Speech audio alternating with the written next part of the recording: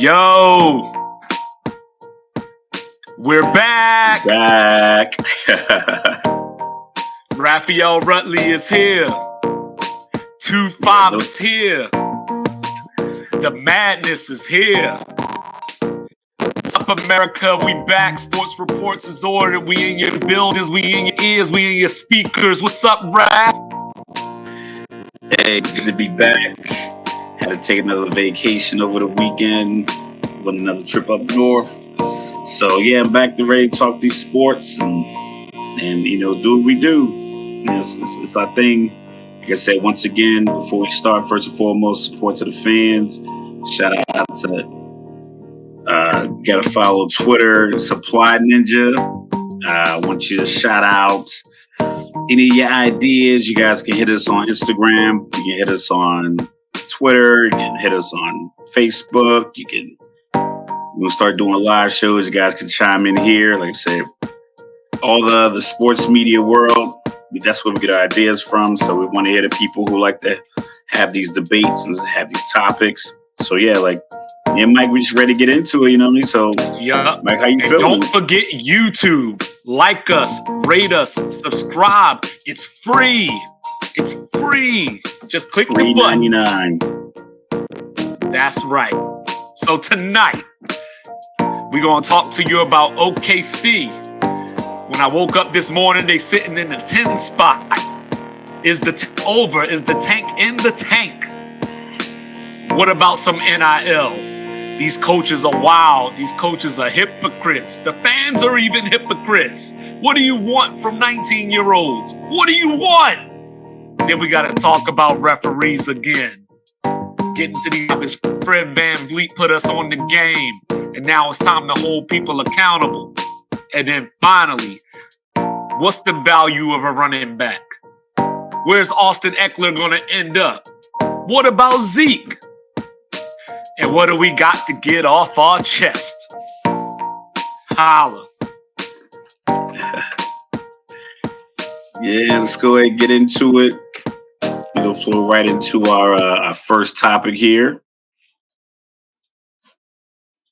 Yeah, so as I mentioned, I'm looking at these NBA standings hourly. I feel like it changes hourly. Like I woke up one day, OKC was 7. I brushed my teeth and they were like 9. And then Minnesota was 10. And then by the time I laid my head on the pillow, they were like 7. But the crazy part about it is everybody's only like a half a game to a game behind Golden State for number 6. So first of all, is OKC going to end up in the play-in? And if so, does that mean that the tank is in the tank? They're going to end up in a play-in just because it's 7 through 10. I can't see them. Young team, yeah, they got a star, an SGA, coming with the Louis briefcases and the minks and everything else. So he is running up like a star. People in Los Angeles probably thinking maybe we should have kept him instead of giving him up in the Paul George trade or whatever. But I think the West is so tight now. But I think the beating the team 4 times in 7 games is really going to separate teams. So I can't imagine that OKC is really going to make any kind of a splash. I think what they do have going, and this is something that always happens with teams, because we talked about the bottom 6 teams in a previous episode. They had a good run this year. Their top pick is out, injured. He's going to come back next year.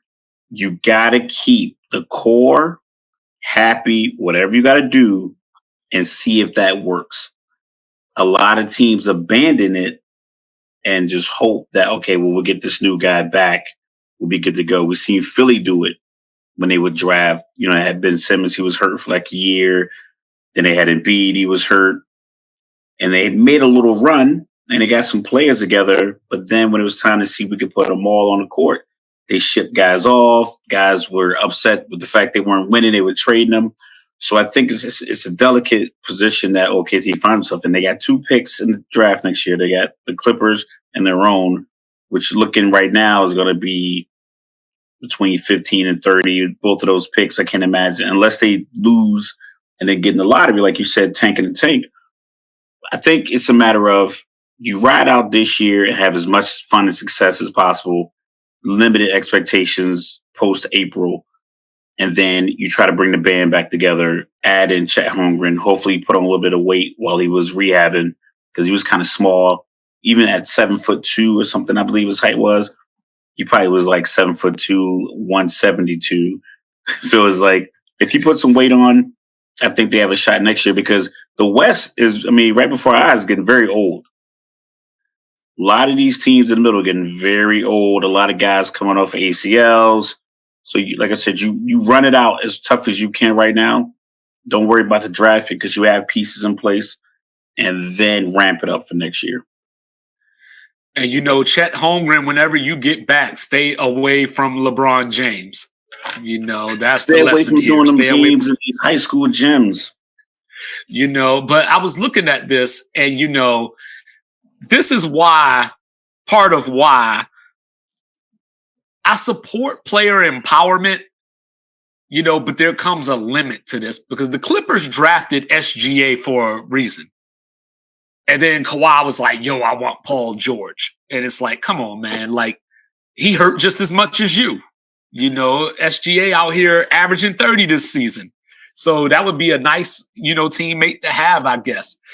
Portland out here shutting down Damian Lillard, with about 9 games to go. So, I mean, I don't even know what we're doing in the West. So this opens up the door. These things open up the door for OKC to make their move because now guess what? Paul George is hurt again. So the Clippers may come back to the pack. Golden State can't win on the road. Maybe they'll come back pack. And then you got Karl-Anthony Towns back in Minnesota. So, it's going to be an interesting finish to the season. But I just want to take a second and give some props to Mark Daigneault, the head coach for OKC, coming up through the system because not only did he coach under Billy Donovan, but he was also the head coach for the KC Blue, from the G League. So, he is literally as homegrown as their players are, and I want to give props to Lou Dort. A lot of people forgot about him. He had a good playoff series a couple of years ago against the Rockets. So we saw the potential. He still takes some shots that I don't think he should be taking, but I love the fact that he wants to take those shots, but looking at this, I was at Jalen Williams, their draft pick for this year, the rookie. He's number 2 on the Kia rookie ladder behind Paolo Banchero of Orlando. And I could argue for the last month and a half, he's probably been a little bit better than Banchero. Banchero had the hot start, and, we're holding on to that. But you know what I mean? Like, he doesn't have the numbers to surpass Banchero, but he's probably been playing better. You mentioned Holmgren, and then back to Daigneault, he took over in 2020 and he went from 22 to 24 wins. And here they are, sitting close to 40 wins. They may finish the season with 40 wins. So what I would love to see, just from the standpoint of the old guard, I always talk about the old guard versus the new guard. Give me Golden State in that 7. Give me Golden State in that 7. Give me OKC in that 10. Let's put some stakes on the line, get some intensity because, Raph, I don't think Dallas going to make it. They lost again to Charlotte. Back to back. Jordan, like, well, you just made me another $50 million. I feel you with the young players and organically, and they grow them together, and I think that's perfect. Like I said, I think you run it as hard as you can right now because, like I said, you're playing with house money. You got a young team, young coach, came up with the grind. What they say, get it out the mud. And you just run it down that way because, like I said, most of these teams between the Clippers, the Lakers, Portland just constantly in shambles with their player personnel. Who else is getting old? You got Sacramento that's young. Houston is young, but just seems to be so Golden State's old. Golden State's old. Denver is... The Clippers are old. Clippers are old. Denver isn't dynamic enough. I don't think they could just I don't think they can beat people enough to where you can keep the whole team together. Golden State, Phoenix a is lot of half their old. teams, Phoenix is old. So a lot of Golden State success was because they kept getting so far. And it's like, yo, come on, man, let's run it back. Let's give Clay this 4-year 180 something 190. Let's go get KD. So they were able because they were going so far. Teams lose in the Eastern Conference. Like, for instance, if LeBron doesn't lose in the playoffs, if he goes to the NBA Finals that year with Cleveland, does he go to Miami? Does he take his talents to South Beach? I doubt it. I think he'd probably be able to convince D Wade and Bosh to come to Cleveland. But when you lose, everybody starts to point out, like, oh, we should have done this, should have done that. With the OKC, they don't have to worry about that. They're like, you know what, we're just going to play this out. We're a young team. And if we get in, we'll try to make some noise. If we get in, we lose. I think the fans will still love it. Very loyal fans. They still clap for Russell Westbrook when he comes into town. I don't know if they treat Durant the same. I think it's some boos and some cheers. I think Harden gets cheers when he comes into town. So they're a loyal fan base. They're always, 18, 19,000 people in the stadium, in the arena. So I think you have a good core group that you can build around. And, maybe you're at 47 to 48 wins next year. MVP candidate, SGA. Rookie of the year, because Chet Holmgren didn't play. So you got a rookie of the year candidate who's probably got a year of NBA film study. And still, he'll be a rookie of the year candidate. I think you can be your reemergence, the Westbrook, Harden, Durant years. You can get that back with Giddey, Holmgren, and SGA. You just got to make sure coach, core player are all intact. People can't get unhappy, because if people get unhappy, you'll see Giddey somewhere, and every Laker fan is gonna be like, "Yo, you should come to LA. We got blah blah blah." But you just got to keep people happy. And I think you keep your core tight, and you're good to go for the future. See, and I was just going to say, house money. Yeah, before you said that last part, I was about to say we ain't even mentioned Giddey yet. So like that's a former number 6 draft pick. Averaging 16, 8, and 6 this season. So, and just for a little clarity, I'm going to go back for a second. So the Paul George trade, so SGA and Danilo Gallinari for 4 unprotected first-round picks, 1 protected first-round pick, and a right to swap future picks twice. So like literally the Clippers gave up the farm for real. They gave up the cows, they gave up the goats, they gave up the sheep, and gave up they got to win a championship. They got to win the championship. And they're not even close. They haven't been close to look like a championship team since they made that move. And that's not where OKC. Close. Well, see, that's where I look at OKC. Depending on how they manage things, in the next 3 years, they're going to be a bigger contender than the Clippers ever were. And, not only that, but you know what I mean? Like, they're young, like you said. I mean, SGA just came in the league 3-4 years ago. Giddey, like I said, was the number 6 pick, 2-3 years ago? So, like, dudes can't rent cars yet. They can't rent cars at airports yet. Yeah. Yeah, so you know what I mean? So, like, OKC is coming. Like, everybody's looking at New Orleans, for example. But we got to get Zion to stay on the court, before we can take New Orleans seriously. So, see, like... the thing with New Orleans... Yeah, my bad. Yeah, but the thing with New Orleans, they tried to force it. They tried to force talent around the player, their star player they drafted, and it didn't work. They're going to have to start over. Mm-hmm. They're a year and a half away from starting over. This next trade deadline for New Orleans is going to be a fire sale. Book it. Hey, so all those rumors out there about Harden, wants to go back to Houston, he should want to go back to OKC. but that's the thing, right? Like OKC, looking at the dynamic of the West, right? You figure Memphis might be around for a little bit because, they got Ja Morant. So they might be a factor. I don't know if they're going to be a contender, but they're going to be a factor. Denver, you mentioned, like, at what point depending on how this season ends, say they go out in the first round or second round, don't make it to the Western Conference Finals, is it time to maybe think about moving Jamal Murray? I'm not saying I would, but are those questions that might come up inside the building? Like, because what draft pick are they going to bring in, or what trade are they going to make that's going to help them out to move forward if they're already the 1 seed? Like Sacramento's coming. I don't know if they're going to be a contender at some point, but they're young enough to still be in the way for the next 3 to 4 years if they could keep it together. Phoenix, you figure Chris Paul is probably on his last legs, whether it's this year or next year, but they still got Booker and Durant going forward. So you at least have probably the best combination of stars going forward, of established stars. How much time do you have? I don't know. I'm thinking 2 years max. 2 years max. Because every time I turn around, 2 years with Booker and KD and Chris Paul, or 1 more year. No.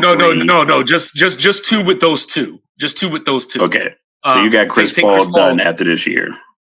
Yeah, possibly. Because he was almost done after this past season. So it's coming. It's coming. The Lakers. Like LeBron's only getting older. He's probably going to get some undisclosed surgery that we aren't going to hear about in the offseason. And then, of course, Anthony Davis is always, all infirmary team in the league. So, he's been healthy for a whole month now. So not to be that guy, but I'm just a little nervous that something might be coming. Because you just never know with him. And am I supposed to be like, yo, they got Austin Reeves, so therefore the Lakers are going to stay afloat? Apparently that's the thing. Golden State is getting older. Steph's 34 now?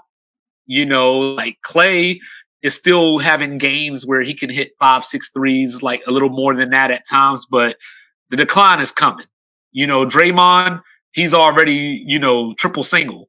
So it ain't getting no better. Yeah. So unless unless Wiggins comes back and turns into what people thought Wiggins was coming into that draft, which those days may be past, not saying that he's old, but he is who he is at this stage. And Jordan Poole is just, and Jordan Poole ain't doing nothing but turning the ball over. So, OKC is positioned in a way where they have enough young pieces to where even if they don't keep the core together, the pieces that they have could be in demand around the league. But that's what I'm saying. So that's precisely what I mean. I knew as soon as you were going, I was like, I thought you were going to get to that part. Golden State kept their team together because of success. And now Clay is looking a little old. Draymond is literally probably only valuable as a player to Golden State, but he's probably ultra valuable as a coach to any other team. He'd get a lot of technicals, but I think as a player, I don't see his value being transferred to another team. So there's no trade value there. Clay is getting older. His contract is pretty big. We talked about NBA contracts, how like they're on the front end when they're younger, it's less money, but as they get older, it's a lot more money. So he's on the back end of his deal he just signed after getting tearing his ACL and then the Achilles. So if OKC can keep their players together, I think they'll be fine. What Golden State has is they have Jordan Poole locked up, got Wiggins, who's 8-9 years in the league. And I've really seen him have any major injuries and miss a lot of time. You had Kuminga. I think some of their G League talent might be pretty legit. They might regret the Wiseman draft pick instead of getting Ball. So I think they'll be fine. You got a couple more years of stuff playing the way he plays because he doesn't take a lot of hits. He doesn't fall a lot like D-Wade. I think Kyrie hits the deck a little bit more because he's a little bit more downhill. I think because Kyrie will get a rebound off a missed 3-point shot, and he's coming downhill to get a layup. Occasionally you get foul bump, slide into those cameramen or the stanchions and stuff like that. I think that adds up. Steph will get that same rebound, come down and slow dribble from 37 feet, and then come off the screen and pull up. So I think you're going to get a couple more years out of Steph than you would out of other players. So I think they'll be fine. They're going to have to get rid of Draymond and Golden State, this topic made me think of? What's that? This topic made me think of Minnesota had Karl Anthony Towns, Zach LaVine, and Wiggins at the same time. and did absolutely nothing. Just like we talked about these teams in the bottom six. I remember I watched a segment with Colin Cowherd. It was like people think that the NBA has this great worst to first setup. He's like, but they don't. What they have is a lot of hype and a lot of hope. But for the most part, most teams trade away so many of their picks. We just saw what the Clippers ran down for Paul George. They were like 4 picks unprotected. They don't care. Like, they're like, listen, if we get the right player and we get a couple of key veterans and we surround them, we're going to be at 45 to 52 wins every year in the playoffs. Our draft pick is going to be 17 and 22, 23, or if you have championship aspirations, your pick's going to be 27, 28, 29. You don't care about the pick. It's a team right now that's probably looking to trade away their 2029 and 2031 picks in this next draft because no one cares about the picks. So what happens is these teams, they have young talent. It doesn't produce. Either you get the wrong coach, wrong scheme, or they don't play well together, or everyone's playing for the money early on because all those rookie extensions, it's hard. Because if New Orleans had a second rookie that was playing as well, that was playing better than Zion, and Zion was never playing, I don't think Zion gets his $180 million deal if you had another guy you could sign. Well, with Levine, Cat, and Wiggins, all those guys be there at the same time, you couldn't figure out what to do with them.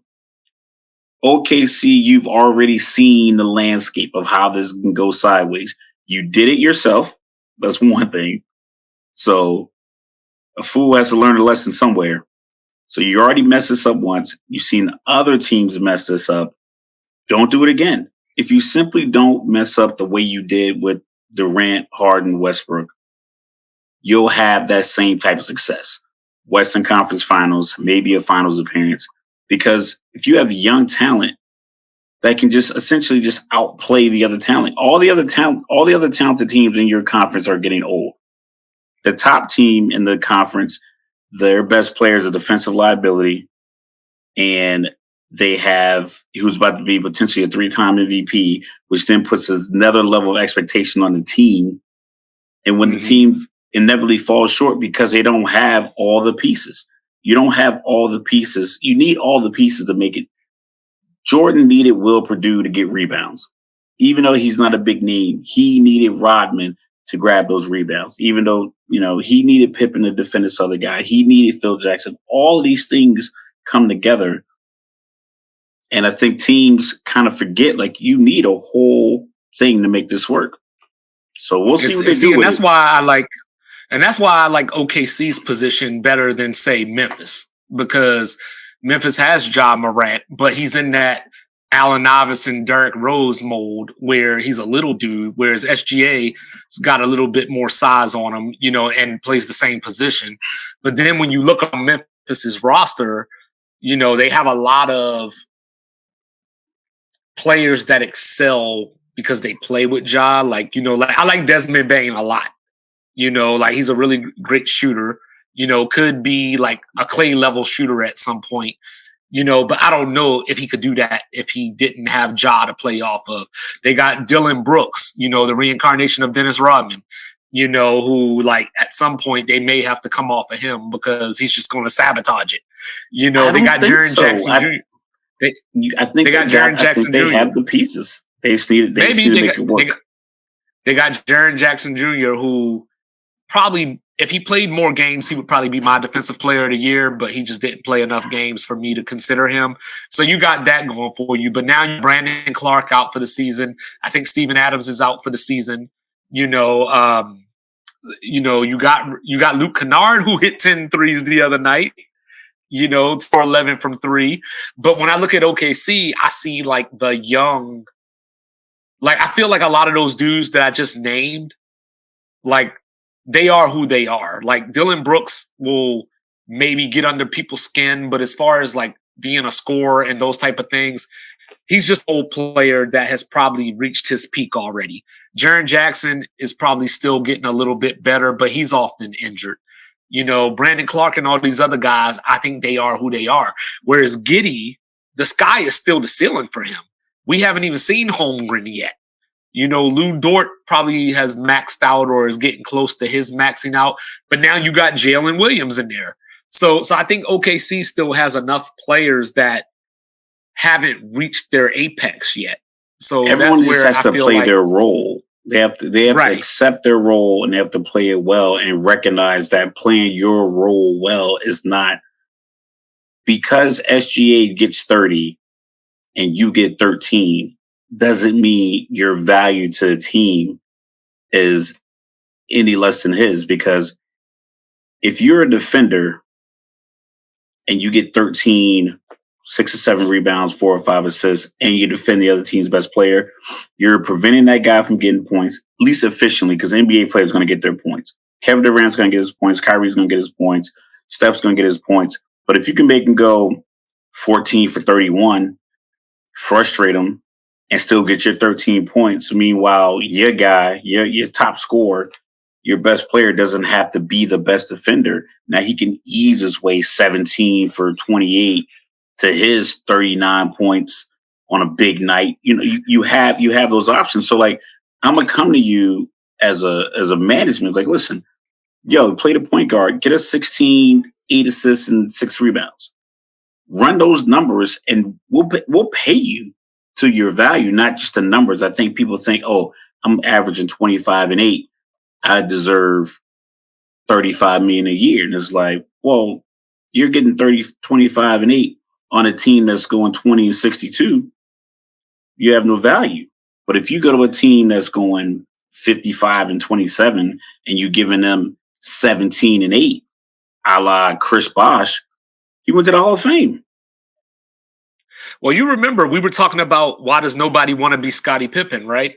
So, you got your Jordan, you got your Pippen, but you still need a little Ron Harper, and that's where somebody fits in, and that's where Dylan Brooks fits in for Memphis to some degree, and maybe OKC just needs to find theirs. Cause right now, I see a lot of scoring, so when we talk about OKC, we're looking at it from a offensive production standpoint of like, who do you stop? Or at some point they're going to become unstoppable to where who do you focus the defense on? But if they get some role players in there, like not saying get this player, but get a Danny Green type dude, because Danny Green's a little, long in the tooth, if you will, but get a Danny Green type dude that can give you, 20 minutes a game or, something along that line.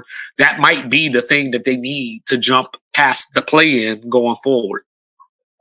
Yeah, like Boston had with Tony Allen and James Posey. Just get somebody in there that want to defend. It's like, there's value in defense. Pass deflection, steals, frustrating other team's player. Maybe that player gets a technical. We'll talk about technicals later.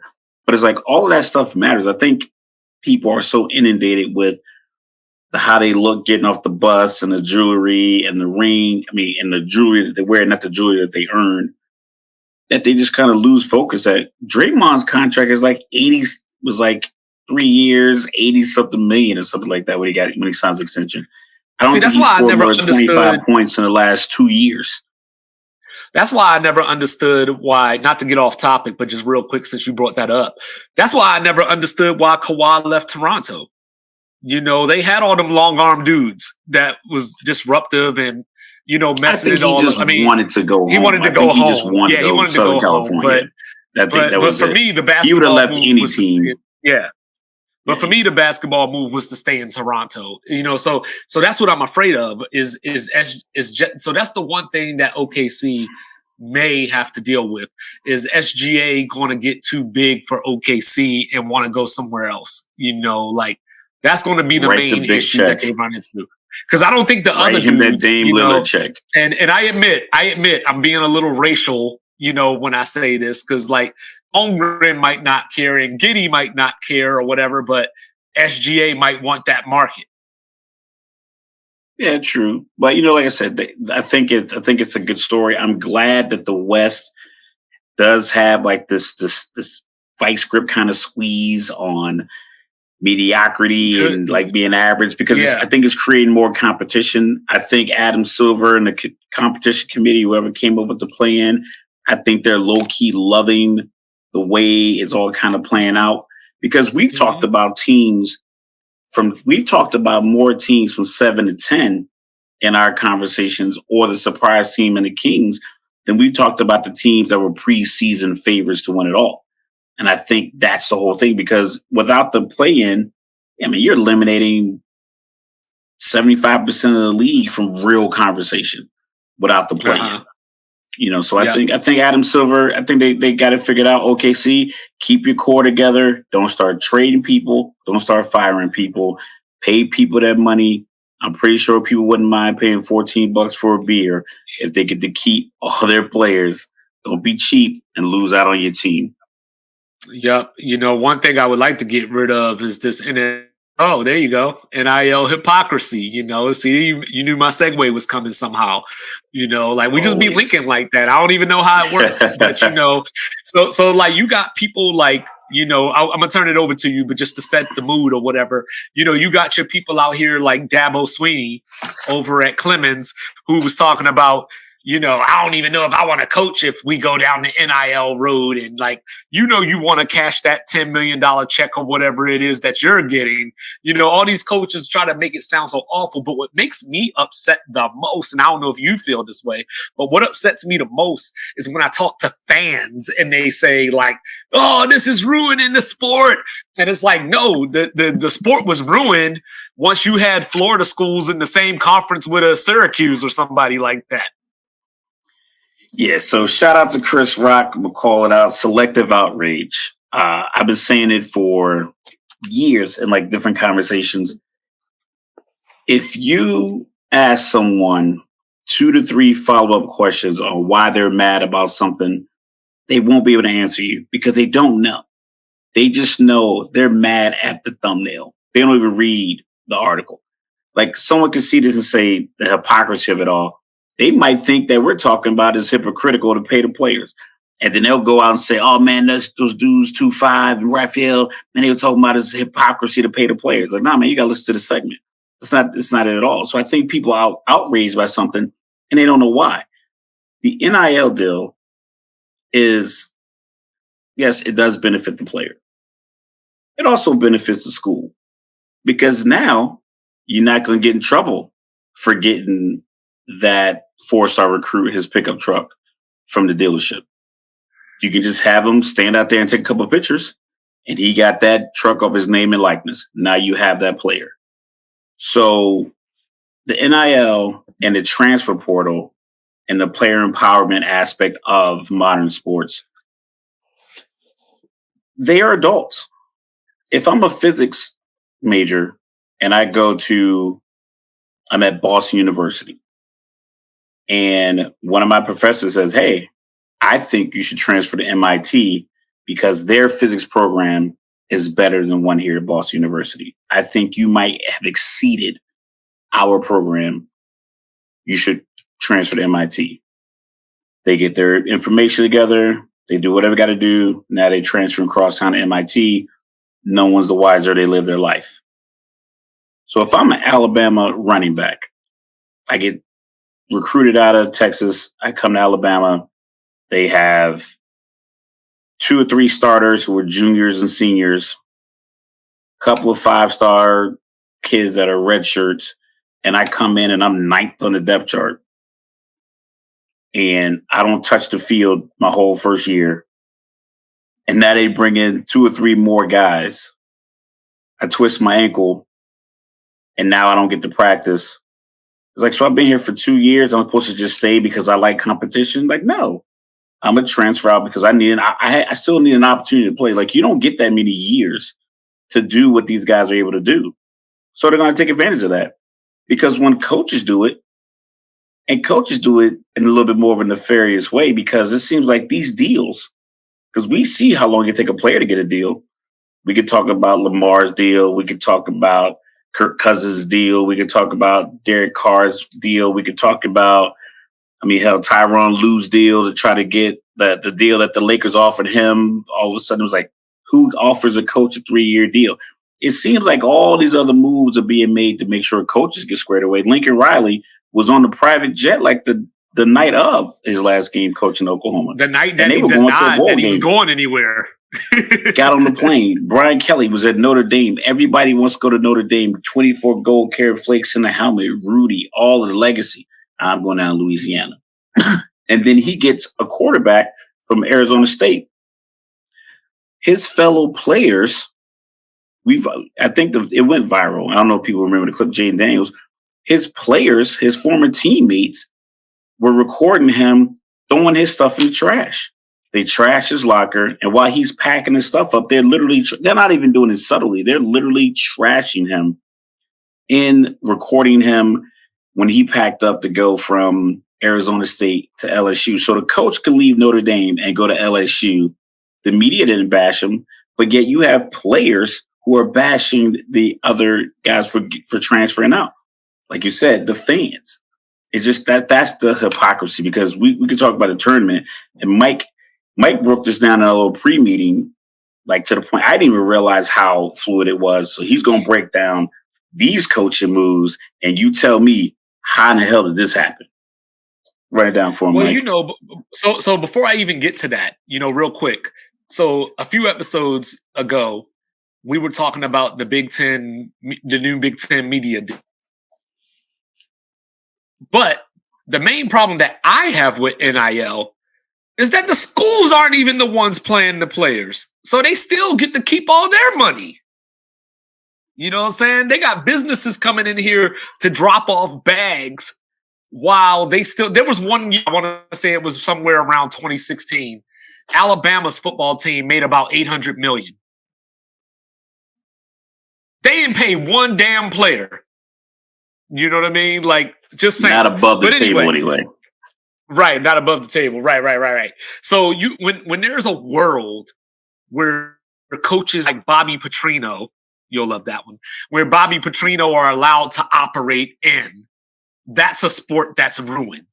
The dude literally left his team in the middle of Monday Night Football and was basically taking phone calls in the locker room at halftime trying to get up out of Atlanta. You know what I mean? He called the meeting. They said he walked in the meeting and said, I'm going to Louisville, and bounced. And you know why he got in trouble? He got in trouble because he got in a motorcycle crash with a chick that wasn't his wife. That's what got in trouble for. They sent him down to FCS, to coach Missouri State. But then what happened? He's a great coach. So he almost beat up in Fayetteville this year against Arkansas. And now he's Jimbo Fisher's offensive coordinator. So what? Turn around Texas A&M's offense and he's an ACC coach next year? Like I look at, like you mentioned, Lincoln Riley. He literally got his back blown out by his rival, Oklahoma State Cowboys, went to the press conference and said, I'm not going anywhere. And not even 2 days later, introducing USC new head coach, Lincoln Riley. And whole family Oklahoma fans were upset, and rightfully so. But everybody else was like, it's USC, it's LA, it's beaches. Yeah, that's USC what the players are thinking too. Yeah, USC is back. And guess what?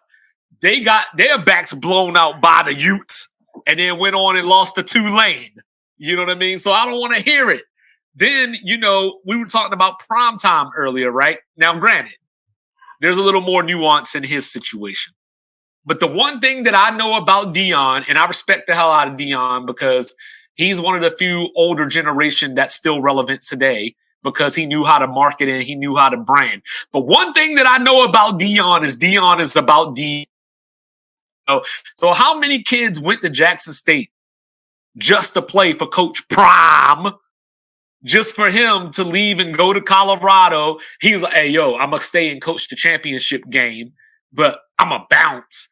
And then he went to Colorado and was like, I'm bringing my Louis with me.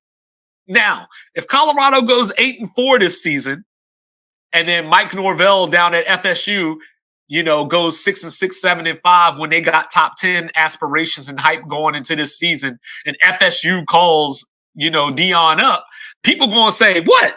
That's his alma mater. He went home. But then they're going to bash all the kids that left Colorado to go to Tallahassee with him.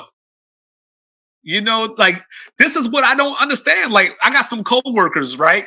And they're Oregon fans. So, you know, like they got their new coach, Dan Lenny, came from Georgia as the defensive coordinator. And, you know, one of them really, really hates Dan Lanning for some reason that I can't explain. You know, he won 10 games this year, but he hates him. And, you know, but Ken Dillingham, the offensive coordinator, left and went to Arizona State. But I'm turning around and I'm like, look, how hard is it to coach Nike University? You know what I mean? The moment things start to sour, you know, and last one I'll bring up real quick. Dana Holgorsen, you know, he's the head coach at Houston. So this is wild to me because he was the head coach at West Virginia. And he sensed, and it was a thing, you know, he was going to lose his job probably. He sensed it. Possibly. So he left the Big 12 to go to a G5 school. And then you come full circle 5 years later, and now Houston's in the Big 12. So he made it back up without even having to leave Houston. So you know what I mean? But if he leaves Houston, people are gonna say, well, they're a team that's new to the Big 12. It's gonna take a few years. Like he had a ready-made job down at wherever, you know, and then the players follow him. Why are you playing for the name on the back of the jersey instead of the front of the jersey? It's ignorant. Every single time. Every time. Like, and the thing that sparked this conversation for me and him was that Fairleigh Dickinson out here in Teaneck, New Jersey, their coach left after making history with the school. He goes to Iona. Rick Pitino had left Iona, go to St. John's. So then you had the Providence coach. He left and went to Georgetown. And then I saw another article here, San Francisco. They were number 10 seed. First tournament trip in 24 years. Their coach left to go coach Florida. So the school of Bill Russell, by the way. Shout out to Bill Russell, number 6.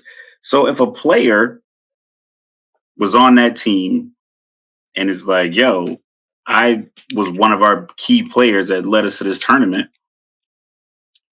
I'm going to the NBA. They'd be like, oh, how you leave your team? How come you wouldn't come back? But yet coaches just pack up and leave every time. And no one's outraged by it. And the coaches do more to get the player to the school than the coach does. So the coach sits there in your living room, come to your games, send you videos, whatever legal FaceTime calls and conferences, Zoom calls with your parents, your aunts, your grandparents, your siblings, telling them you should come play at my school. We're going to give you this education. It's a great surrounding. They do all of this stuff to bring you into the school and then just leave. And a lot of people don't know this. I watched a documentary on Kentucky. When they hired Calipari, he was allowed to basically wipe the whole team. So he went to all the players that he knew he wasn't going to keep and said, hey, I respect your game, but I got a group of guys I'm going to be bringing. So you can, that's when they were doing like waivers for the transfer portal because it wasn't, you had to sit out a year in most cases, but when you got a new coach, it was a waiverable situation, unlike when it was prior to, real quick side note, if you wanted to transfer from Alabama to Georgia, Nick Saban could block it and not even let you transfer. So he wouldn't even let you, he would block wherever you wanted to go. And then wherever you did end up, you still had to sit out a year. Everyone was all good with that. Now it was like, oh, it's too many players jumping in the portal. Well, hell, they couldn't get out of their schools at first. Imagine being talented enough to play college football, but because you went to a team that had 5 other people who were just as talented as you, and it's like, well, this guy's older and he's going to play more. So, like, that's the part that bothers me the most is the fact that people are trying to, like, if you went to a job and like, yo, you have enough education to be the director of this department you're in, but yet you're the assistant director because somebody else is there and another company calls, say, hey, we got a director spot for you and we're going to pay you just as much or more than what this current person is. And you go to your boss like, hey, I'm leaving, I'm picking up a new job. And they bash you in meetings, like, oh, this person's leaving. I'm like, yo, well, you're not paying me what this other company can pay me. You're not playing me as much as this other team can play me. So hey, I'm taking my talents to South Beach. Well, nobody bats an eye every single year. This happens like clockwork every single year. Jim Harbaugh is always the talk of NFL jobs. And everybody wants him to leave. Every year, somebody wants him to leave. With a playoff team, with a freshman quarterback this season that probably came to Michigan because he's the quarterback whisperer like Sean Payton, he didn't win a Super Bowl, but anyway, so every year this is a thing. Where's Harbaugh going to end up? Now, granted, he comes back to Michigan, but this is what I don't understand, because America is supposed to be the land of the rebellious. The people. But a lot of these 9-to-5 asses are out here supporting the powers that be, and they want to keep the power structure in place that's designed to hold these kids down. And these things only happen in these two sports, in the basketball and in the football. I remember, I think it was Jeremy Bloom from Colorado, world-class skier. He was in the Olympics and still going to Colorado. You know what I mean? Whereas, yeah, and there was a guy, I want to say it was Bomar, not 100% sure, but I think it was Rhett Bomar, quarterback from Oklahoma.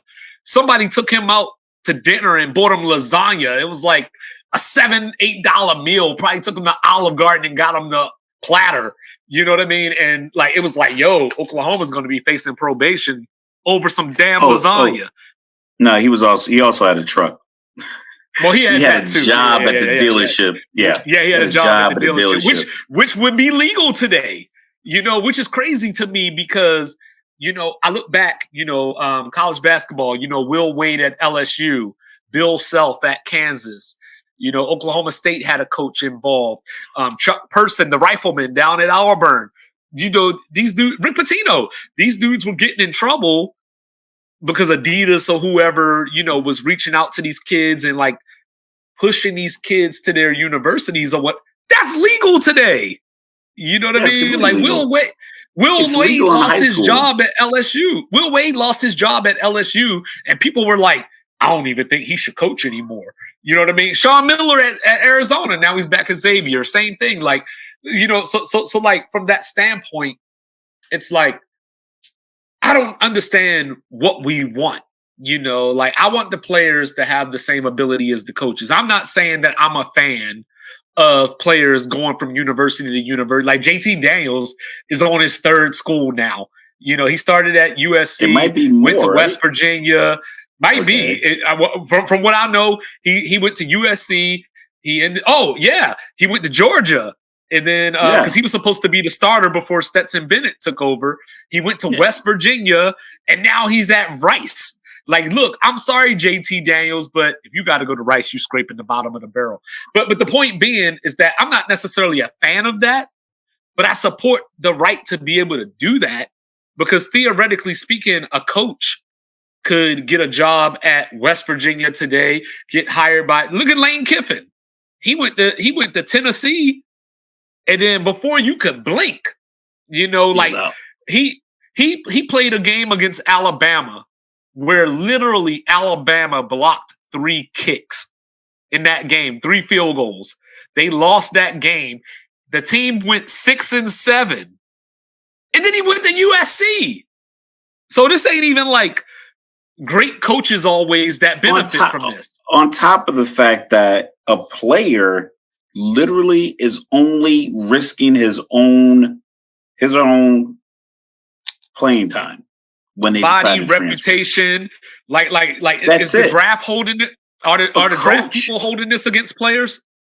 The coach, if I'm the head coach, that means I hired a certain percentage of the staff. Maybe the college hired the strength and conditioning coach, whatever the case may be, but I brought in some people. So I got people who moved from wherever they lived up here to Jersey to be on my staff at Rutgers. And then Rutgers has a 11-2 year and it's like, hey, Auburn called. They want you to come down there. I'm like, all right, man, I'm out. And now I just leave these people and their families that they like. I'm pretty sure because like the reason I'm staying in Jersey is because great education. My kids are going to school. I had an opportunity. I retired. I could have moved. I'm like, I'm not going to move because I want to uproot my whole family. Meanwhile, these coaches are like, I'm out. Lincoln Riley, his whole family was on stage wearing, maroon and gold for USC the day after he left Oklahoma. So it was like that coaching staff. I don't think everybody gets to come along. No, so not everybody. The coach leaving has such a greater impact because when I bring my new coach in, if I'm at quality school, if I'm at Oklahoma, if I'm at West Virginia, if I'm one of these top schools that, they tend to have top talent, Penn State. I can hire the coach I want instead of the coach I can hire a coach I want. Yeah. And then he can bring in the staff he wants. So now, you got a coach that leaves and you're let's say the defensive coordinator probably would go with them. Let's say you're like a special teams coach or you're like a DB coach. He can't take everybody with Lincoln Riley to USC. So now you're the DB coach and you're sitting around just waiting for the athletic department who didn't hire you. They have no allegiance to you. Their whole thing now is who do we bring in that can get us over the top? And now you're just waiting to get fired. Meanwhile, I'm a player. I know there's 6 running backs ahead of me. I'm going to go to this other school and play running back. I came to college to play football. So keep that LinkedIn up. But you know what's funny to me? You know what this reminds me of now that we're talking about it out loud? It reminds me of everybody talking about, especially politicians, talking about support the troops. Wow, I get a notice every couple of months that they're coming for one of my disabilities, Every chance they get. Every chance they got get your hand out my pocket. They were like, oh yeah, everything on here says that you should get a higher percentage, but they don't say why they don't give it to you. But like I say, people, it's just, and I understand that, everything can be viewed from each side. And you have to, I want to hear both sides. I want to know why fans are upset with the players more than they are with the institutions that get the money. Because I was telling people, like I said, I have my nonprofit Broken Windows Initiative. I talked to people about it. I'm like, the NCAA is a nonprofit organization.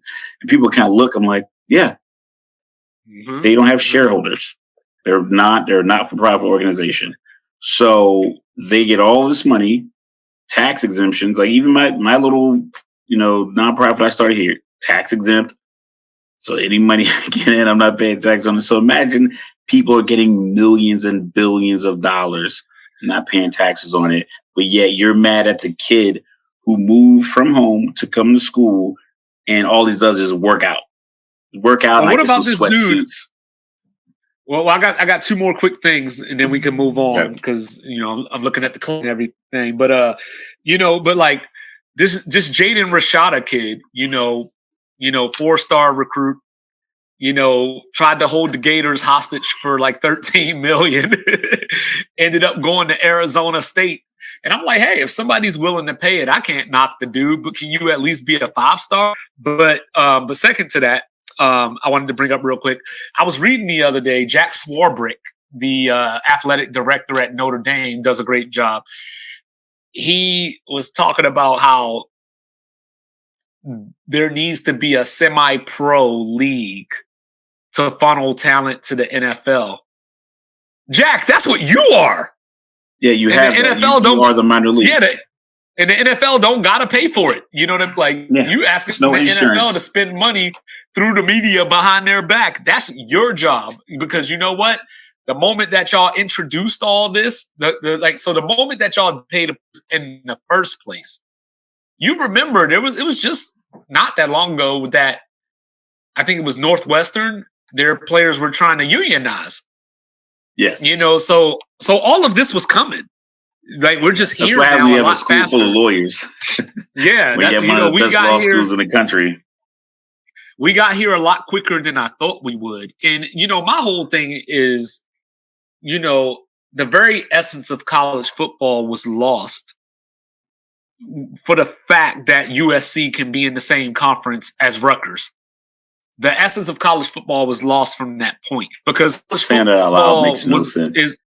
Because college football was about regional rivalry building up, and now that we have a playoff, now you can get your regions together. Like in the NBA, East versus West, and then you meet up in the finals after everybody goes through their business. But like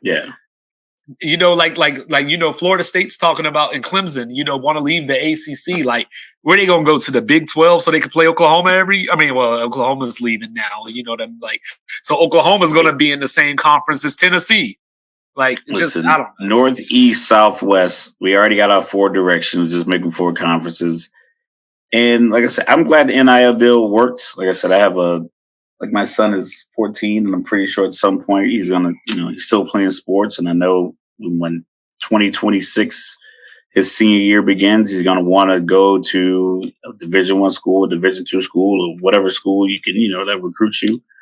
And if he can go to that school and go take pictures at the local restaurant and get paid and not have college debt and be a good athlete and get opportunities, that's what I want. And I think ultimately these players just want opportunities. It's tough being an athlete. It's tough. Like I said, if I just look at I took my son, and we'll get to the next topic. It's 14, his birthday month, took him and his 2 friends to Vermont. Him and his 2 friends have been on sports teams together since 2016. 3 sports per year at least, and then 1 sport they play for multiple teams. So they have lacrosse for school, that's practice. They leave that, they go to the rec practice. Then on the weekends, they have their travel teams, those practices. Then they go straight from that to summer workouts for football. Then from football, they go from basketball or wrestling or fall lacrosse. And these kids are 14 years old. And his schedule, 5-6 days out of the week. I think it's 7 days a week because he has practice on Sunday sometimes. I think now they have Monday and Tuesday off because of weather or just for that. But 5 to 6 days out of the week, he's practicing. And then he was working out with his old football coach as personal trainers. All of them were going there 3 times a week. And these are 14-year-old kids. These are not like super crazy. I'm paying out a crazy amount of money. This is like just a normal schedule for 14-year-old athletes. Imagine if you're 18 and 19 years old and you go to Alabama, Illinois, Wisconsin, Oregon State, one of these big schools. You're waking up 4 o'clock in the morning. Maybe you get some breakfast. Maybe if you are on scholarship, you get free food or you have to pay for your food because you got to eat, working out, go to class, practice. And this is year round. And if he's like, listen, I'm doing all this just to put on the uniform and stand on the sideline when I know I can compete, I'm leaving. You know why NIL needed to exist? You know why NIL needed to exist? Willis McGahee. He's still, luckily, just when they still value running backs, he went in the first round. But I think Jameis Winston put a $5 million insurance claim in when he went back to school.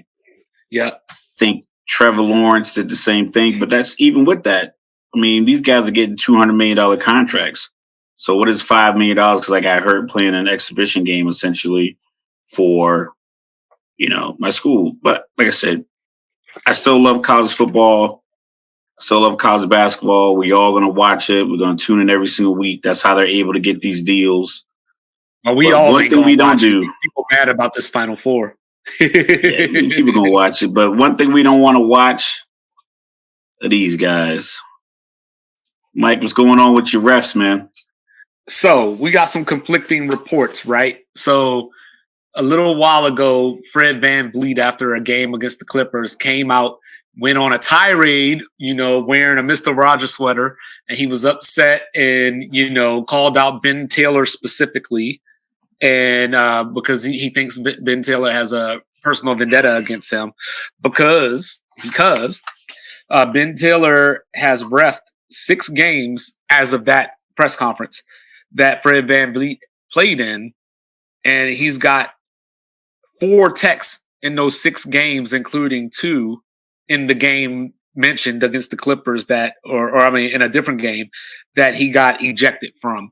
And I watched Fred VanVleet like who's ejecting Fred VanVleet? First of all, you know what I mean? Like, His Dylan name's Brooks ain't Fred. even getting Dylan Brooks ain't even getting ejected like that out here in these streets. His name's Fred. So, but since then, there was a story that came out from fellow podcaster Tom Habastro of the Basketball Illuminati podcast. And he said in the last 5 games, Ben Taylor has only been the crew chief once. So that led to articles that Ben Taylor had been demoted. So then he came back, Tom came back and said he's been refereed number 2 4 times since that game, since Fred VanVleet's rant, which is a real abnormality with Ben Taylor. If you look at his previous 52 games this season, Ben Taylor was the crew chief in 41 of those games. So basically in 4 out of 5 games, he was the crew chief. But it has come out since then that Ben Taylor did not receive a demotion, but he probably should have. The issue that I have with the refs is we have a review. They have a review for fouls, and I think the coaches get 1 each, and then like the last 2 minutes, they put out the 2-minute report. You shouldn't be able to give out a technical unless another ref simultaneously feels that technical is deserved. Like, not go over there and convince them. It's like the Olympic boxing score. Granted, Olympic boxing has its own issues, but they all look at it from different vantage points.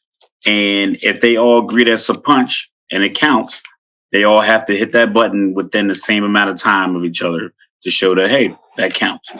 So if I throw you a bounce pass and you don't like that it came in low, you can't give me a technical for that. If I slap my hands because I knocked the ball out of bounds and discuss, a la Jason Tatum, it's happened to him a couple of times, you can't give me a technical for that.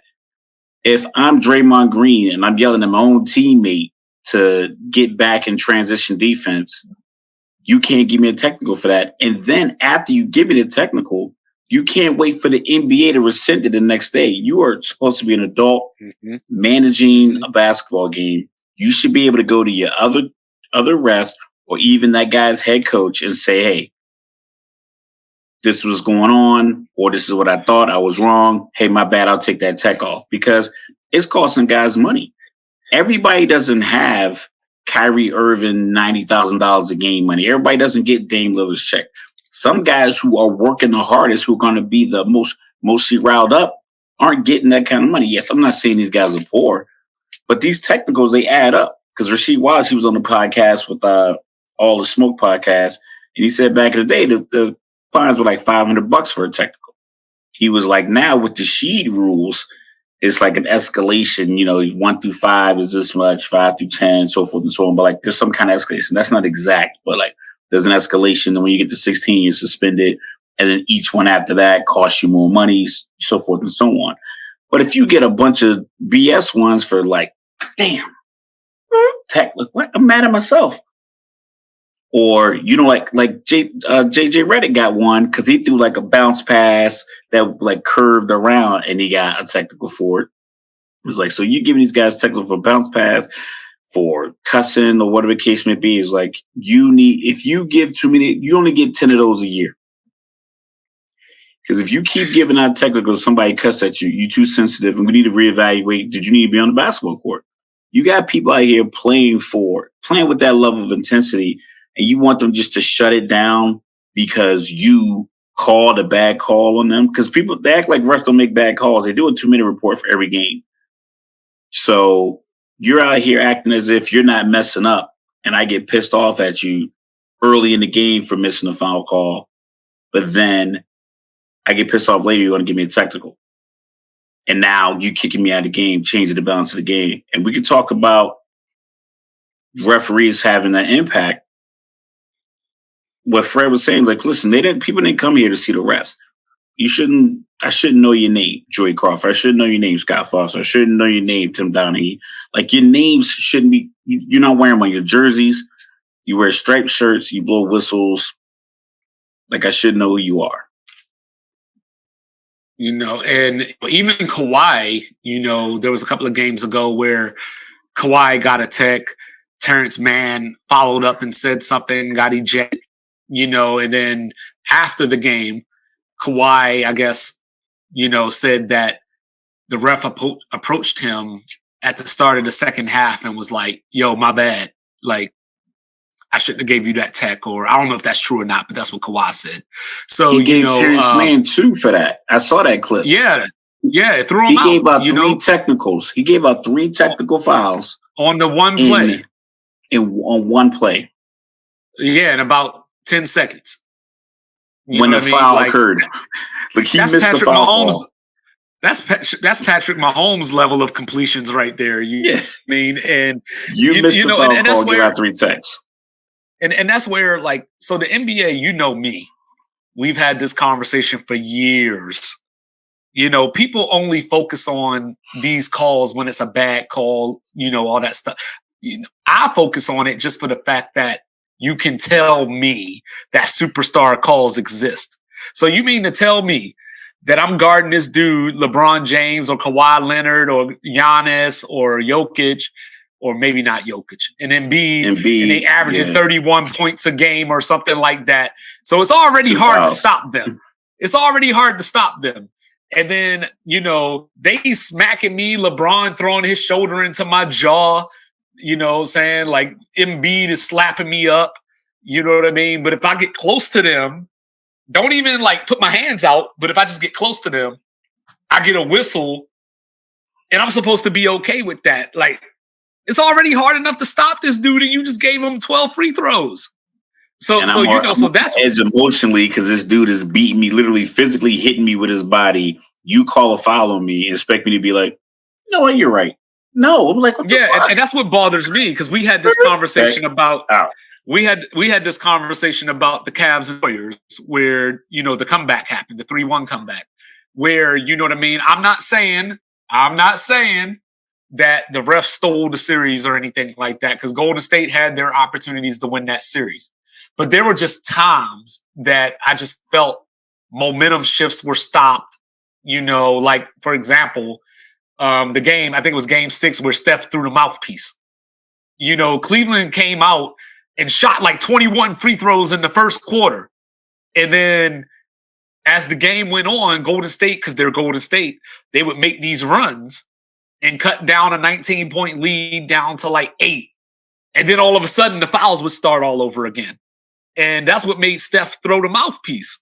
To whereas I felt like game 7 was the true game where they said, may the best team win. And Cleveland was just better, So, I think that we see this throughout playoff series. Like I tell people all the time, like when LeBron was in Cleveland, for example, his teams just weren't good enough to win the championship.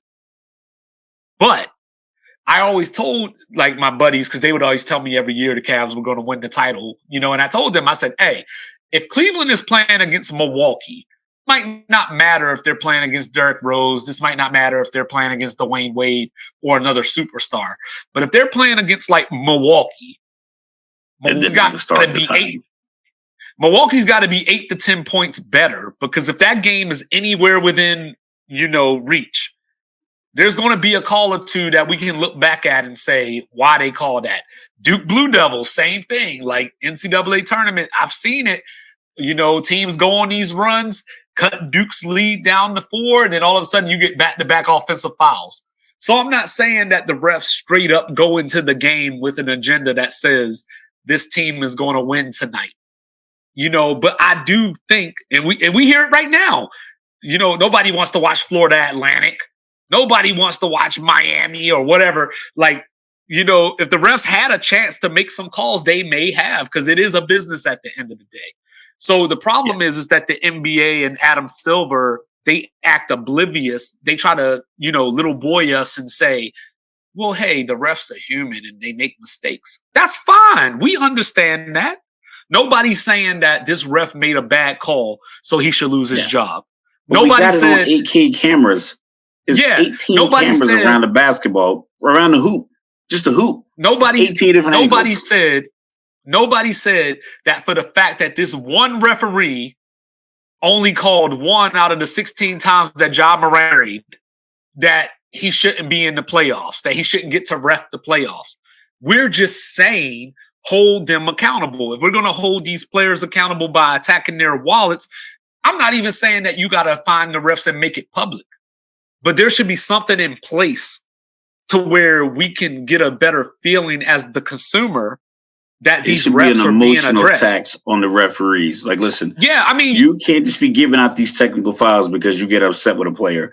They're out there running hard, fighting against each other, battling, hitting each other. Bro. And it's like, you miss a call and they say it to you. You can't be like, I'm sick of this. You missed a call because I have an 8K camera. Dude sitting right there on the floor. We got Matt Beverly got a camcorder. We got fans. We got Instagram. We got everybody out here recording this game, and you can clearly see a player get fouled. And if you react to the referee, it's like, yo, what do you expect? Donovan Mitchell's 71-point game. In Donovan Mitchell's 71-point game, they came out and said that he committed a lane violation, in the last 2 minutes of the game.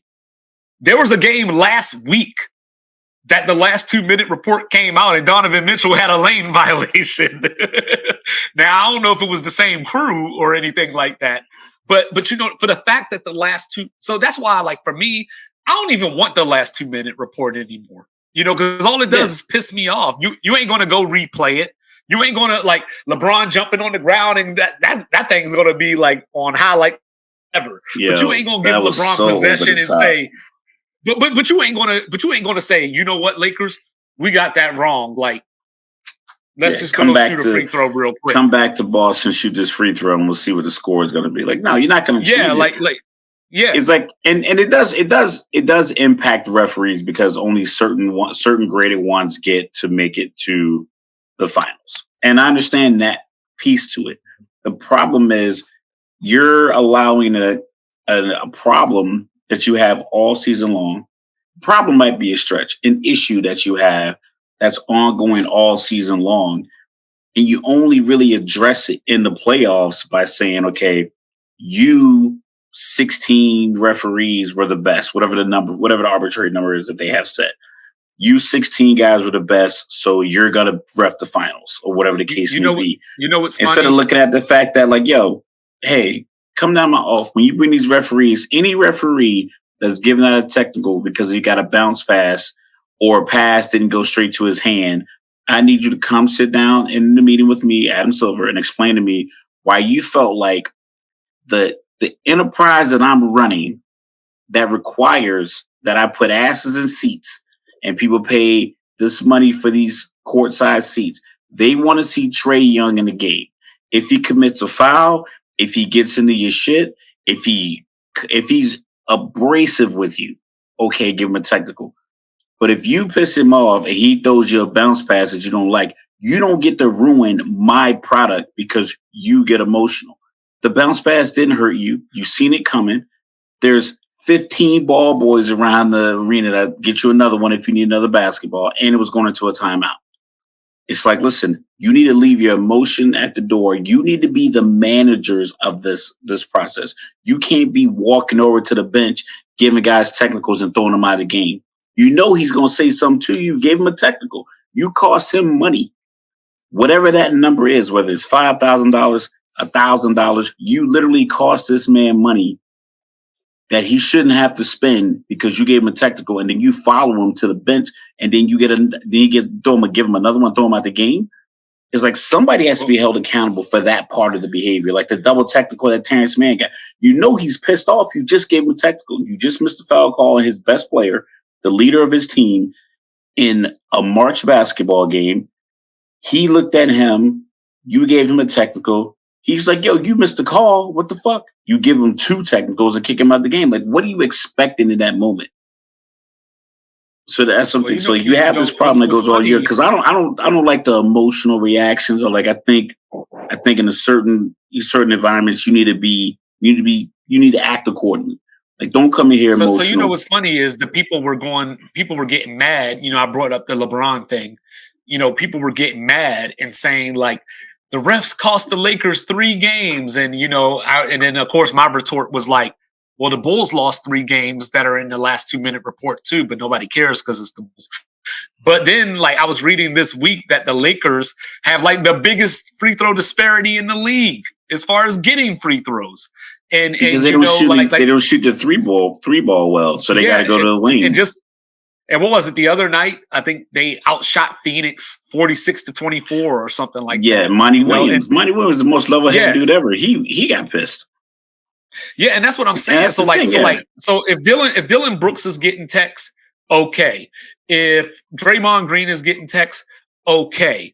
If Luka is getting texts, okay. And he had 16, but they rescinded the last one. So these are people that I expect to get. And it's not even either. The way Draymond and Luka and even LeBron and Embiid, the way these guys berate these refs, they don't get texts at the same rate as a guy like Terrence Mann, Vucevic, stuff like that. Like some of these guys that get a lot of texts, they give them a longer leash. It's like somebody sent the message because Draymond should get one at the tip off. I seen him literally the first foul call, either against him or a missed foul call for Golden State with 11 minutes and 40 seconds in the game and the first quarter still left. And he's already on top of the rest. Anybody else would do that technical. Luka the same way. Luka, you're a star. He's the baseball version of Manny being Manny. And I think, and that's so it's like that message came from somewhere not to give him an early tech. It had to be because I could probably YouTube right now Draymond Green technical foul compilation, and it's probably somebody put together a 20 or 30-minute video. I don't even know if it's out there, but I'm betting that it is because he does it every single time.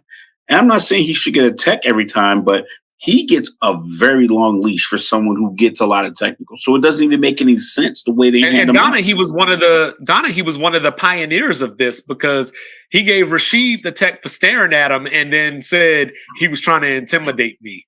You know what I'm saying? Because he was looking at him. And it's like, yo, you out here cheating. Yeah, I can't make eye contact with you.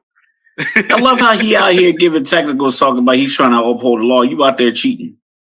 Simultaneously, you're out there cheating, but yeah, you got the audacity to go to the podium and say he was trying to intimidate me. It's like, cat. So for the record, going back to what I said earlier, I do not believe that the NBA is rigged. I'm just saying everything ain't on the up and up. You know what I mean? Like, in these series, like, sometimes there's a sweep in front of us that doesn't end up a sweep.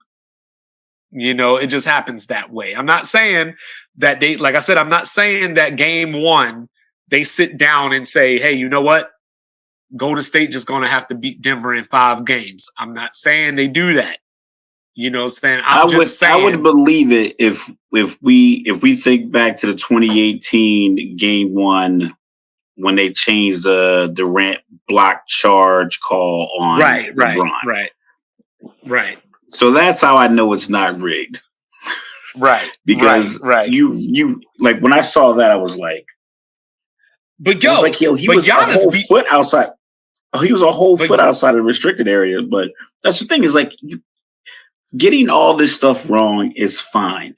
But you're getting the stuff wrong that we have HD cameras, slow it down. You can see the ink underneath the ink of a tattoo when you zoom in enough on most of these cameras. And NCAA refs might be even worse. College basketball refs might be even worse. I think not necessarily superstar calls, but just bad calls in general. They might need to go to, like I said, you have an issue that's long going. Give 4 refs. Have them positioned on each end of the floor. And all they you need to do have a referee is camp. work. They need to have a summer referee camp. You take 4 referees and you put them in each corner, and they work corner to have court. And the other ref, they run down and they wait, and then they pick the action up as it comes back across. Because when you have this third one trailing or the other one here, you have 4 refs. That way you have 4 sets of eyes. Yeah, so you have to pay a little bit more, but at least you'll avoid all of this other stuff that we're having because it's like that in football. The athletes are getting too far ahead, so you can't see that grab on the pass interference deep ball because you got guys like Herbert and Burrow and Josh Allen and Patrick Mahomes. They're throwing his ball 65 yards down the field. So you got the umpire. He's 15 yards off the ball at the snap. He's got to get all the way back. Or you got the line judge. Like, who's going to see the deep post pass interference? Like, who's running that up? Like, you got to expect this referee to run as fast as wide receivers? No. So put him in position where, especially in basketball, is easy. Like, yo, you work half court to baseline. Everything in between is all you. Because it's not like they're in the middle of the floor. They're always on the side anyway. So, you just, boom, simple. But they don't want to come up with plans because, you know, if you have resolution, then what are you going to complain about? Yeah, we need to come up with a plan to get these running backs some money. It ain't gonna happen. Like, man. I was looking at this, and so far, you know, obviously, like, you know, Zeke is out there, but he's probably going to get a 1-year deal, you know, because that seems to be the new flavor of free agency is the 1-year deal. Everybody's getting a 1-year deal. Everybody, even the Ravens, they finally went and got Lamar some help. You know, you saw they went and got Nelson Aguilar, you know, that 1 year. Stone hands. Yeah. But you know, roughness. But I was looking at this, you know, so I was looking at the running backs that, you know, the Giants, you know, franchise Saquon, you know, who I thought deserved to get paid because he finally stayed healthy. And when he did that, we saw what his worth is, you know, but then. Yeah, his worth is $40 million to Daniel Jones.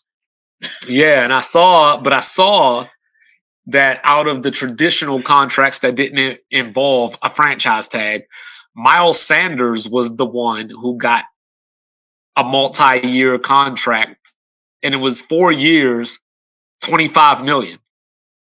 So just a hair over $6 million per year for a running back that just played in the Super Bowl and is still young.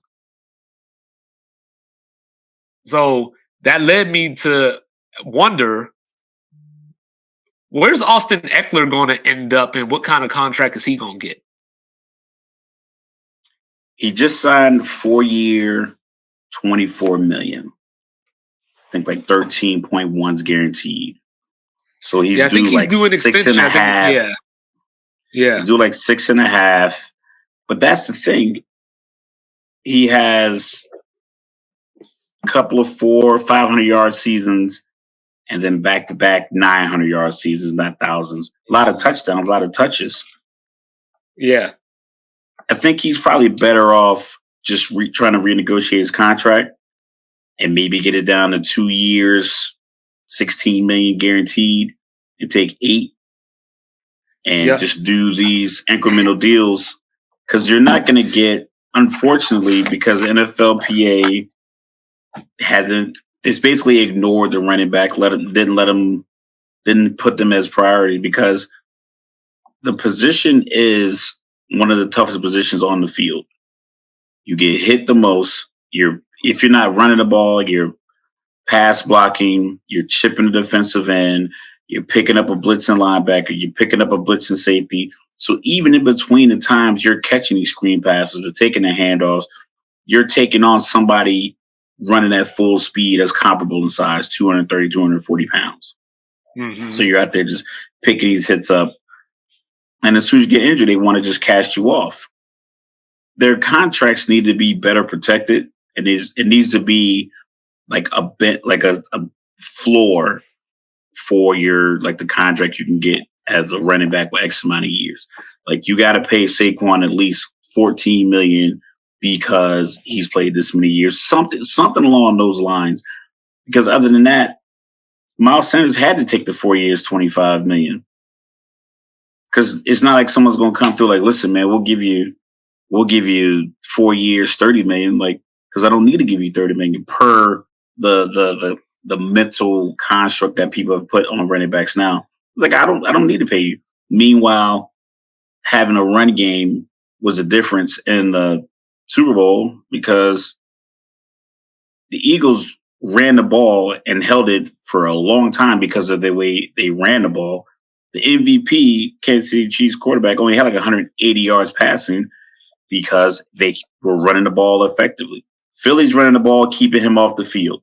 So that's the impact of a running back and having a good running game.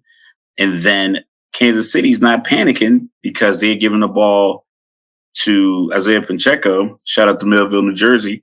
They were giving him the ball and he was running like a madman. And the whole time I'm thinking like, yo, he's running his heart out. But when it comes time to pay him in 2 years, it's going to be like, yeah, we know you scored that touchdown to get us that Super Bowl, but I mean, we got this other guy. He's getting us 12 to 14 touches a game. We're only paying him $700,000. So we can't. Where's the running back from the first Super Bowl?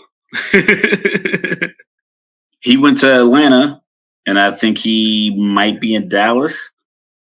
When the one they thought was supposed to be MVP, even though he had like 69 yards rushing before he ran that long run off. So yeah, but I'm just saying, like, argument. But I'm just saying that's your running back. You off. Zeke, yeah. and then people aren't doing you any favors because, like I said, we talked about this before. Adrian Peterson is the last running back that we will see. Shout out Frank Gore. So we got Frank Gore, Adrian Peterson. I don't think there's going to be another Hall of Fame running back. They won't have the numbers.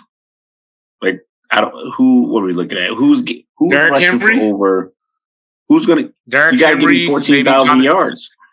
Maybe Jonathan Taylor.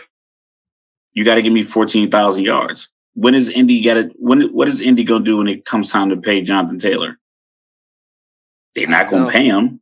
So then he's going to go to another team. They're going to possibly maybe pay him 4 years, another 26, 27 million, something like that. 3 years, 18 million, something like that. Yeah. These guys aren't going to play that long. They don't get the ball that much. You got teams throwing the ball 50 times. Patrick Mahomes had a game last year. He threw the ball 60 times. And it was like, we'll just throw these bubble screens like the extension of the run game to make it seem like it's a good strategy. Like, no, it's just another way to devalue running back. So Adrian Peterson, Frank Gore are your last two Hall of Fame running backs that like have played recently. Like Zeke's not getting in. Christian McCaffrey's not getting in. Derrick Henry's not getting in because they're not going to have the numbers that are going to match up with the wide receiver numbers from their same era. Well, I think Henry still has a shot. Well, it depends if he stays in Tennessee because I know he was on the trade block. You know, if he stays in Tennessee, I think they rely on him enough because he's had like a 2,000-yard season and like didn't get an MVP yards. Vote. He's as he got as much as Terrell Davis or something, right? But Zeke has more yards than Terrell Davis. Well, it was funny, right? You know that. We always talk about, know that. I knew that. I saw the meme, but it's funny because we talk about the evolution of sports. So growing up, a wide receiver getting 100 receptions in a season was remarkable.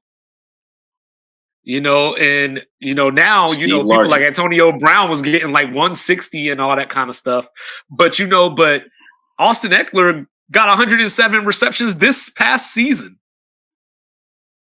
So not only did he get 204 rushes, which totaled 915 yards and 13 touchdowns, he had 107 receptions for 722 yards and 5 touchdowns. So he accounted for 18 touchdowns and over 1,600 yards on over 300 touches. Yeah, let's do the math real quick. So 107 catches got him 700 yards. 200 touches running the ball got him 900. So he is in the perfect scheme because I wrote that down. I'm like scheme versus fit.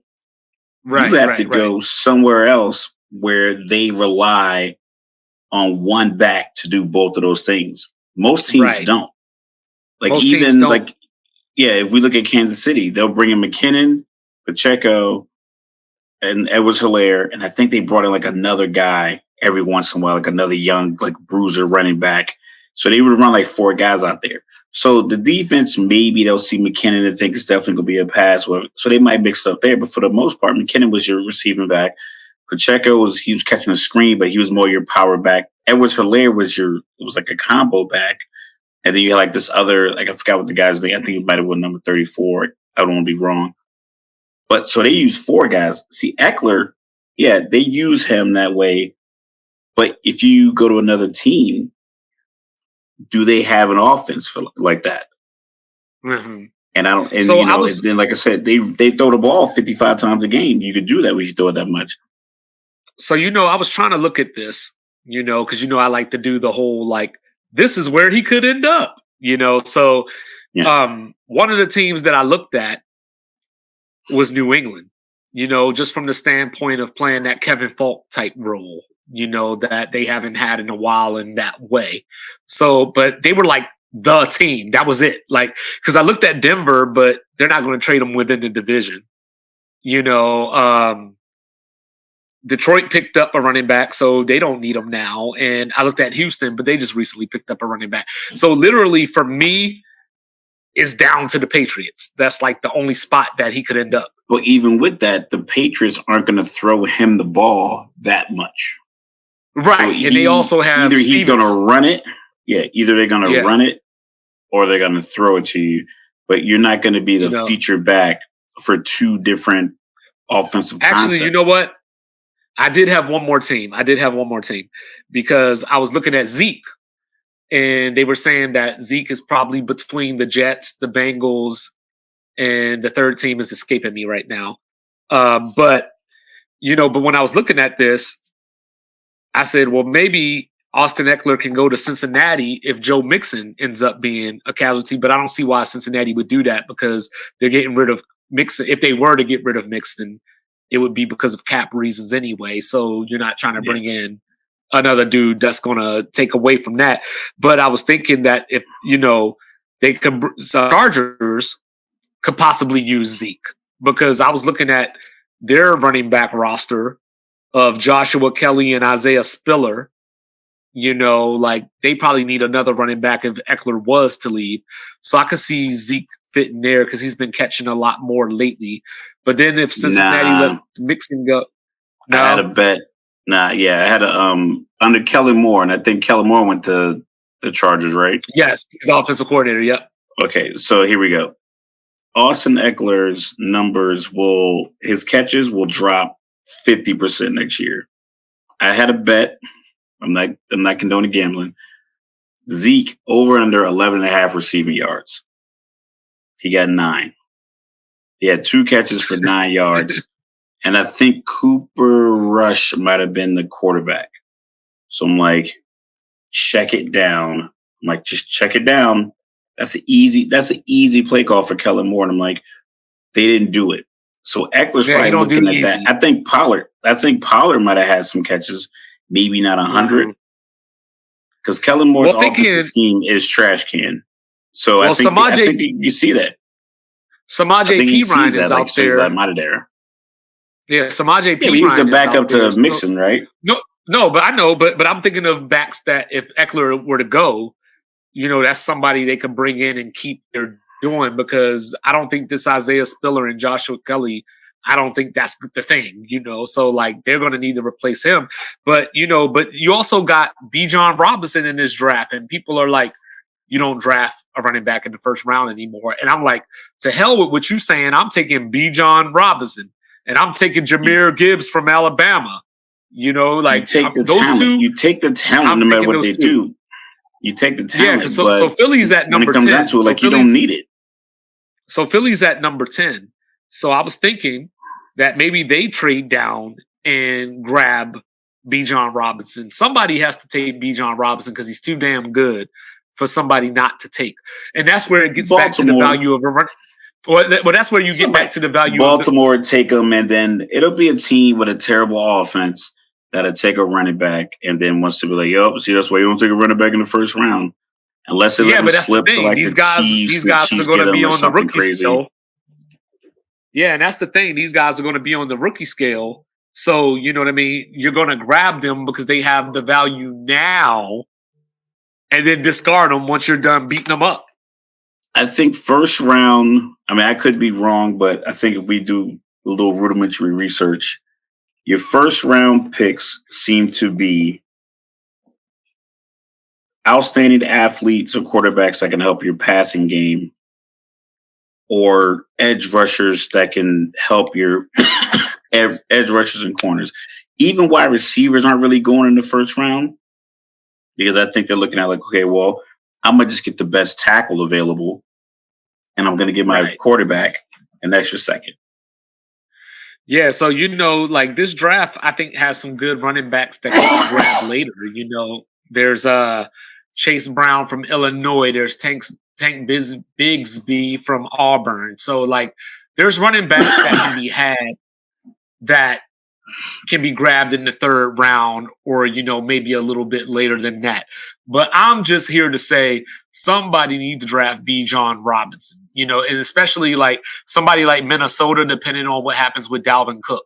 Because he's another one that is not going to want to take a pay cut, but may end up being a cap casualty as well down the road. So, and it makes me sad because these guys are talented. It's not as if It's I'm sitting disrespect. up here. It is. It's not like I'm sitting up here. I brought up Samaje Perine. And it's not like I'm sitting up here saying Samaje Perine deserves $12 million a year or something like that. But Dalvin Cook might deserve 11. Like he makes a lot of what Kirk Cousins does. Like he has Justin Jefferson. Daniel Jones got $40 million because Saquon Barkley played Hey, all that's year your time, long, pretty dude. much healthy. And he got his $40 million because he was able to not mess it up. The defense had to wait a second to see if Saquon was getting the ball every time he was in there. They weren't just packing 8 guys in a box, stuffing the run because he was performing. So it's disrespect on top of the fact that they're probably your best athletes on your team, the running back. They're probably just as strong as your linebackers, but they move like your safeties and corners do. That's like a unique skill set, and it's like, but can we just get another guy in that? And that's the problem. That's why I'm glad my son is transitioning to not want to play running back. You know outside who I blame for linebacker, this? tight end. You know who I blame for this? The Jerry one Jones. and only Mike Shanahan. Mike Shanahan. That's who I blame for this. Because he had Terrell Davis. All this happened. Then before you looked, it was Orlandis Gary, and there was Anderson, CJ Anderson, I believe it was. Then He just had started plugging Clint and playing. Portis. Yeah, he just started playing. So these teams said, well, hey, if I build the line, it doesn't matter who I put back there. Atlanta was one of the top rushing offenses in NFL last year. But show me a play where they ran a deep post route that was successful. Maybe one or two. With a wide receiver / kick returner playing running back. Killing them. And a rookie out of BYU killing them. And I get it, but when it comes down to it, they went 7-10 because they're able to run the ball. And they were terrible at passing the ball. Not terrible, just mediocre. Yeah, they just like a game out of the playoffs, basically. They could have won the division. Because how well they ran the ball. And it's because Cordell Patterson is an elite talent at running the ball. And yes, Tyler Algier came out of nowhere, but Cordell Patterson being the elite talent is what sets the table for you to have value on that side of the ball. Look at the Jets. Everyone was screaming at Zach Wilson for not being able to make throws. Well, they dared him to make throws because you had no one to run the ball after Breece Hall got hurt. Look at Dallas with Zeke and Pollard. Once you pack the box, it's like, all right, how much you want to throw? Dak threw an interception every game because there weren't games and drives where they could just check it down because he led the league in interceptions. He led the league in interceptions 11 while or missing 5 games. So it's just, you know what I mean? I think people are obsessed with the big passes. I think they're obsessed with the big arm of these guys. And I get it, it's entertaining, but we watched Philly nearly win the Super Bowl. I think they would have won if Bradbury doesn't hold on that route. Well, if he doesn't hold, Juju might have been able to come out of that, and then Patrick Mahomes probably could have thrown a little shorter. But I think Philly runs the ball right back down the throats because And look Jalen at was that, running the ball. Juju's gone. He's smart. He's getting out of bounds. So I think the way that they were able to run the ball, the scrum play on 3rd and 4th and 1, all of that. And Like, Juju's people gone. love to talk about it. How come the Chiefs ain't being loyal? There's some hypocrisy for you. How come the Chiefs ain't being loyal? Why Juju gone? Because you got the ring. You good. They already got their ring. He had some catches. Sky Moore got a touchdown. Kadarius Toney got a touchdown. I mean, it was a great game. But like I said, if we look at the numbers, one team ran the ball effectively. It's just that the other team had 2 special plays that were just big momentums. Just the punt return was the longest punt return in history, and then the early fumble recovery that just made the game different. But Philly, other than that, Philly's run game wins the Super Bowl. So Yeah. the value of the run game and the running back, it's not just a matter of like, oh, well, we're just going to put a good line out there. Jalen Hurts as a quarterback is a special running talent. He's built a lot like a running back. Big, strong legs, squats 600 pounds. Most of these guys, also Eckler, pound for pound, going back to him, pound for pound, strongest guy on his team. And he has been for years. So unless Kellen Moore can come in there with the real plan and says, listen, I'm going to get you the ball at the same rate you were getting it in previous years, it's going to be a struggle. So like if you're watching the Dallas games and you saw how Kellen Moore was calling these games, and I'm going to run it back, I'm like, nah, that's not the move for me. Are we gonna see a draft day trade involving Derrick Henry?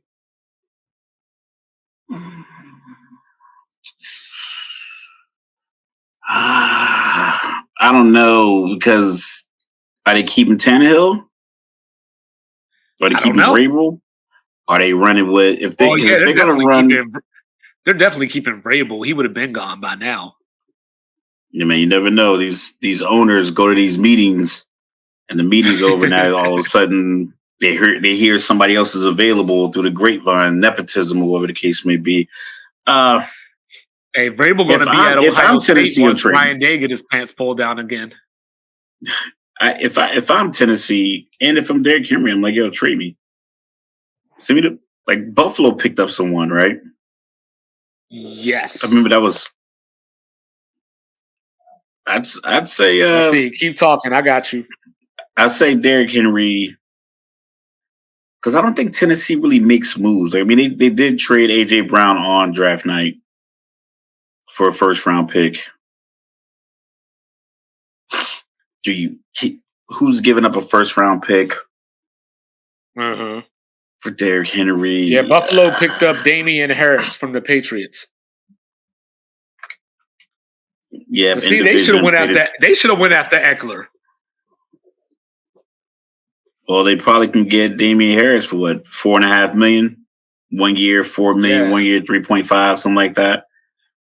I mean, this is like fantasy football moves, but if I'm Kansas City, I'd take a flyer and give up because they have some extra picks from the Tyreek deal. Yeah, I say you throw a couple of seconds, a second and a third to Tennessee for Derrick Henry, and see what they say. Maybe all you gotta do is you throw in Edwards-Helaire. You throw in Edwards-Helaire, replace their running back, give them a second and a third, get Derrick Henry. And then you can really low manage with him because and then nobody you have the quarterback for the next 2 years. You have the quarterback, and you have a smaller version of Derrick Henry there. So you just bang bang. But I said that's fantasy football. So what happens? I don't think Tennessee makes that deal. So what happens next year, right? So Saquon is under the tag this year. They just let him walk next year? Yeah. I think so. Because it's inevitable he's gonna miss some time. Hamstring. I'm not wishing it ill on him. Same thing with Christian McCaffrey. Soft tissue injury where you have a guy that has injury history. You're like, you know what? We have 17 games. It's week 6. We got the bye week coming up. Go ahead and take this game off, the bye week. And then if you're not feeling like 100% the week of the bye week, you take another one. So then maybe you win 1 or 2 of those games, and that little window with your $40 million quarterback, top 10. And I think every time something like that happens with any running back that's in this predicament, I think Christian McCaffrey is probably locked in San Francisco because he looks like the type of back that makes Shanahan's system work. But they had what's the kid, Elijah 25. Mitchell. Elijah Mitchell. It's a lot of running backs that look like Christian McCaffrey. It's a lot of guys that can hit that hole. A lot of guys that granted, they're not all special like Christian McCaffrey, but there's only so much that your availability can do. But that doesn't mean you don't pay the next guy who's ready to go. Austin Eckler's ready to go. Plays every game, 300 plus touches. Oh, the magical number of 300. 300 means he was available for that many games to get 300 touches. Mm-hmm. So guys. Yeah, because I was looking at Zeke. Yeah, because I was looking at Zeke. Because that's why I'm looking at my phone. So I was looking at Zeke, and between 2021 and last season, he had 6 more carries in 2021, but he had 126 less yards last season. So 6 less carries for 126 less yards. And he would just basically vulture all the touchdowns from Pollard. Yeah, he ended up get him down to the 5, get 12 touchdowns. Yeah. So compared to 10 the year before. I think if your scheme, your coaches, your players, and your egos mesh, I think you can put anybody on the field and make it work. Like Kansas City, I think their play callers, the head coach, the tight end, the scheme, it all worked. It was all complementary. Everything about it was complementary. Austin Eckler with the Chargers play calling last year because the injuries to wide receivers, but they still wanted to showcase Justin Herbert's arm and use the threat of the pass. So he was good out of the backfield catching passes. He has a nose for the end zone. I think that value works for him. Like I said, Kellen Moore's offense doesn't seem to operate that same way.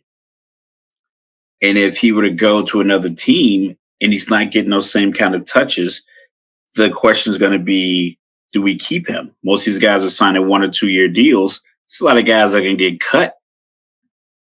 If I'm the owner and I'm paying a guy $3 million, I know it's a lot of money, but if my coach Belichick, McDaniels, Vrabel, Shanahan, Tomlin, they come to me and say, "Hey, I need another guard. I don't need this $3 million running back. I need another guard or I need another defensive end."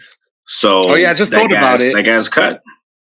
Yeah, as you were talking, I just thought about it. What's up with Kareem Hunt? I don't know what Cleveland does. I don't know why. I don't know why they make life difficult. They are the opposite of the Kansas City Chiefs, and I think they have people who used to work for the Chiefs in their front office. It's like everything they do is like a deliberate attempt to not mesh. Self-sabotaging. It's purposeful. It's the meme where the dude's riding a bike and then he sticks the stick in the spoke, and then the next picture he's falling on the ground. That's the Cleveland Browns. They've done so many things over the last 4 or 5 years that have just blocked their blessings, that people would say, VA. You just blocking your blessings. You had Baker Mayfield win you a bunch of games and a playoff game. Almost beat the Chiefs. Almost beat them. I mean, 4th and 4, Chad Henne, but that's the difference. That's the belief and the mesh of a team that understands this is our mission statement. This is our purpose. This is our mission statement. This is how we're going to get it done. And Chad Henne knew. He was like, listen, I'm going to throw this pass to Tyreek. He's going to run, and he laid down in bounds. Like everything about that play, the ballsiness to call it, the conditions, what was on the line, the awareness of the placement, everything about it went perfectly because when they called the play, no one looked around like, oh no, we should do this. They were like, all right, cool, Chad Henne, you got this. Shout out to Michigan. Make this play happen. So, but then Cleveland they just butchered so many of their personnel moves. And I get everyone's not happy. But as soon as Kareem Hunt was like, hey, I want to get out of here, just go ahead and get whatever value you can. Rob Parker says this a lot. And you can't really hold it like this vehemently because you have to keep your players. But he's like, listen, I don't want anybody that doesn't want to be here. And if you don't want to be there and you make it public, you hurt my trade value. So it's like, you're not helping my team. You're not helping me. You're not helping yourself. Right. So I'll just take what I can get. And I'll do whatever I can get with that. He's like, you can find value in whatever pick you get. So if you trade Kareem Hunt for 2 2s, okay, just make sure you evaluate the next player that you get with that second overall, with that second round pick. But having a guy on the team where the coach, the other running backs, the quarterback are answering questions about, is your quarterback sexual assault cases gone away? Does your running back want to stay here? How come you got rid of Baker Mayfield? Why was he everything about them is just absolute chaos. Meanwhile, Pittsburgh had Antonio Brown for all those years. He left, and Pittsburgh, even while he was there, they still were able to manage and not have all these problems because it's a connection. They only had 3 head coaches: Mike Tomlin, leadership, Ben Roethlisberger. They all just know. They know what the mission statement is. Cleveland is one of those teams that just won't do it. And I think the Chargers are the same way. They're going to be one of those teams. Like you said, you got people like the families beefing, thinking they should sell it, whatever the case may be. It's not a good look. And then you bring in someone think it's going to be a better idea, and it doesn't work out. Somewhere down the road, you just set up a future get it off my chest. The Browns are going to be the tail of a get it off my chest at some point. I can feel it. So now that we got that, Mike, gotta get off your chest. What you got? So I went to sleep yesterday, all happy, somewhat sad because the road to the Final Four is here. We are at the final destination, Houston, Texas. So I was all excited. We got some new blood in the Final Four, 3 teams that had never even made the Final Four before. And I couldn't even enjoy it because I woke up this morning and everybody's complaining that the Blue Bloods ain't there. They wanted Kansas that got blown out by 20 to Texas 2 weeks in a row before they started the tournament. They wanted North Carolina, who started out preseason number 1 and didn't even make the tournament.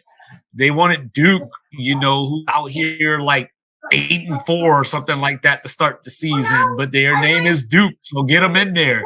They wanted Kentucky with Coach Calipari, who I don't think has coached since 2011 or something like that. It's literally a puppet that somebody's moving around. It ain't Coach Cal no more. But I say all that to say, when I was a little kid, there was Connecticut. There was no UConn. It was just Connecticut. And, we couldn't even say it. It was Connecticut. So then UConn won their first national title the same year they graduated high school. So that's some perspective for you, right? So FAU, who is here in the Final Four, they started their basketball program in 1988. And they didn't even come to D1 until 1993 when I was in the 7th grade. So I feel like we should be saluting that infant program. And I told you they are not Cinderella. And why are they in the draft? Because no matter what happens in the Final Four, even if they lose to San Diego State on Saturday, no team can pass them in wins this season. They have the most wins that any team will have in college basketball this year. Speaking of FAU, Conference USA on their way to the American Athletic Conference next year. And like I told you on my tournament specials, there's 2 teams from their conference in the Final Four in the NIT, which is UAB and North Texas. But then if you go to the CBI, the champion is from their conference. You know what I'm saying? So obviously something's going on here. And oh, by the way, not only did FAU win their conference tournament, they won the regular season title too. San Diego State, not only did they win the regular season title, they won the conference title too. So these are not teams that just got hot, that came into the tournament at like 18 and 14 and then just went on a run. These are teams that were down since day one, USO style. Miami won the ACC regular season title and was the 1 seed in the ACC tournament. You know, UConn, on the other hand, this quasi blue blood that y'all are happy that's in the Final Four, finished 4th in their conference. So if anything, I can make the argument that UConn's the one that hot during the tournament. Now, nobody's looked better than UConn in the tournament. I'll admit that.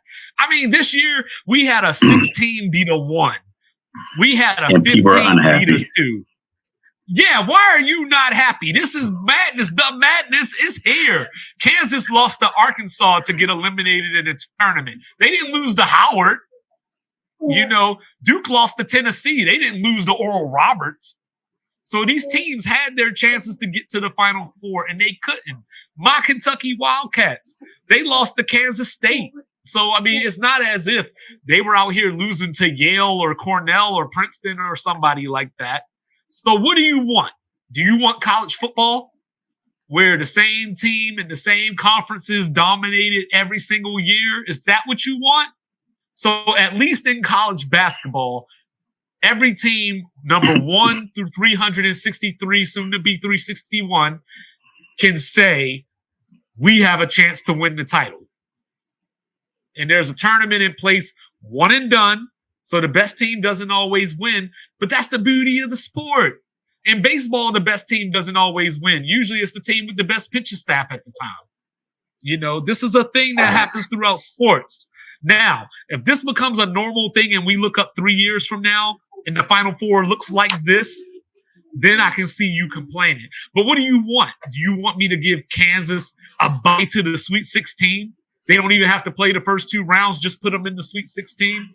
So they're already halfway to the Final Four. So, last thing. So out of the 4 teams that are in the Final Four right now, UConn, formerly known as Connecticut, is the one that is the elder statesman. San Diego State is the only one that was ranked preseason. So they came into the preseason number 19. None of these other teams were ranked. So don't tell me San Diego State doesn't belong. That's number 1. Number 2, all 4 of these teams, including FAU, were ranked in the last top 25 coming into the tournament. So this is not a flash in a pan. These teams belong here. And if you want your blue bloods to get to the Final Four, then you tell your blue bloods to act like they're blue bloods.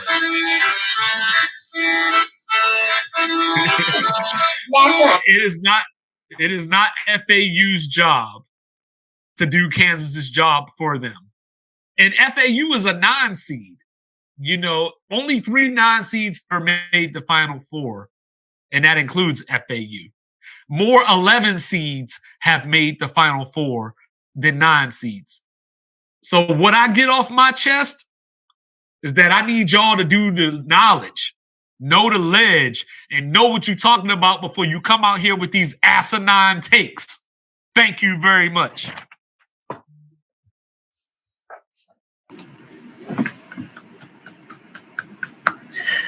Like that. Mike was a little riled up. That's why I let him have that conversation. We weren't going to do a segment about it, but he was like, "Nah, I'm just gonna fire this off." Yeah, because then they'll get mad at us because we ain't talking about a blue blood. Yeah, listen, get mad, click dislike, share it with people, tell them how bad you are. I don't mind at all. So my get off my chest is, for lack of better words, a controversial topic. And so I'm going to read the definition of controversy. Controversial. Giving rise or likely to give rise to public disagreement.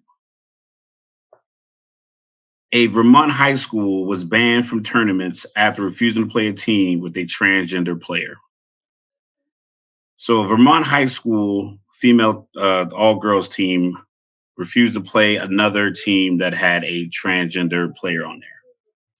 And I understand that people, and I understand the rights and the equality and gender equality and diversity. I understand this is a huge topic, but it has to be allowed to have a conversation around it. By definition of controversial is going to be a disagreement. So you can't just leave your rule and be like, oh, everyone just has to abide by it because the rule is written out. So, said with the feedback from membership at large, diversity, equality, inclusion activities, committee and standards, today, March 13th, 2023, discuss relevant forfeiture. So they had to forfeit their opportunity to play in this tournament and following tournaments after they refused to play as one of the transgender girl. So I understand that. I understand that, they feel like this team has a competitive advantage because they have a biological male trans female on their team. It was the same issue with the swimmer Leah Thomas. Leah Thomas identifies as a woman, was a biological male swimmer, and was using the female locker room and still had male genitalia. Made the women of the swim team at this competition uncomfortable. So I understand that transgender players and athletes, they want to be able to participate in the sport. By no means should they be banned from participating in the sport. I don't really have that answer.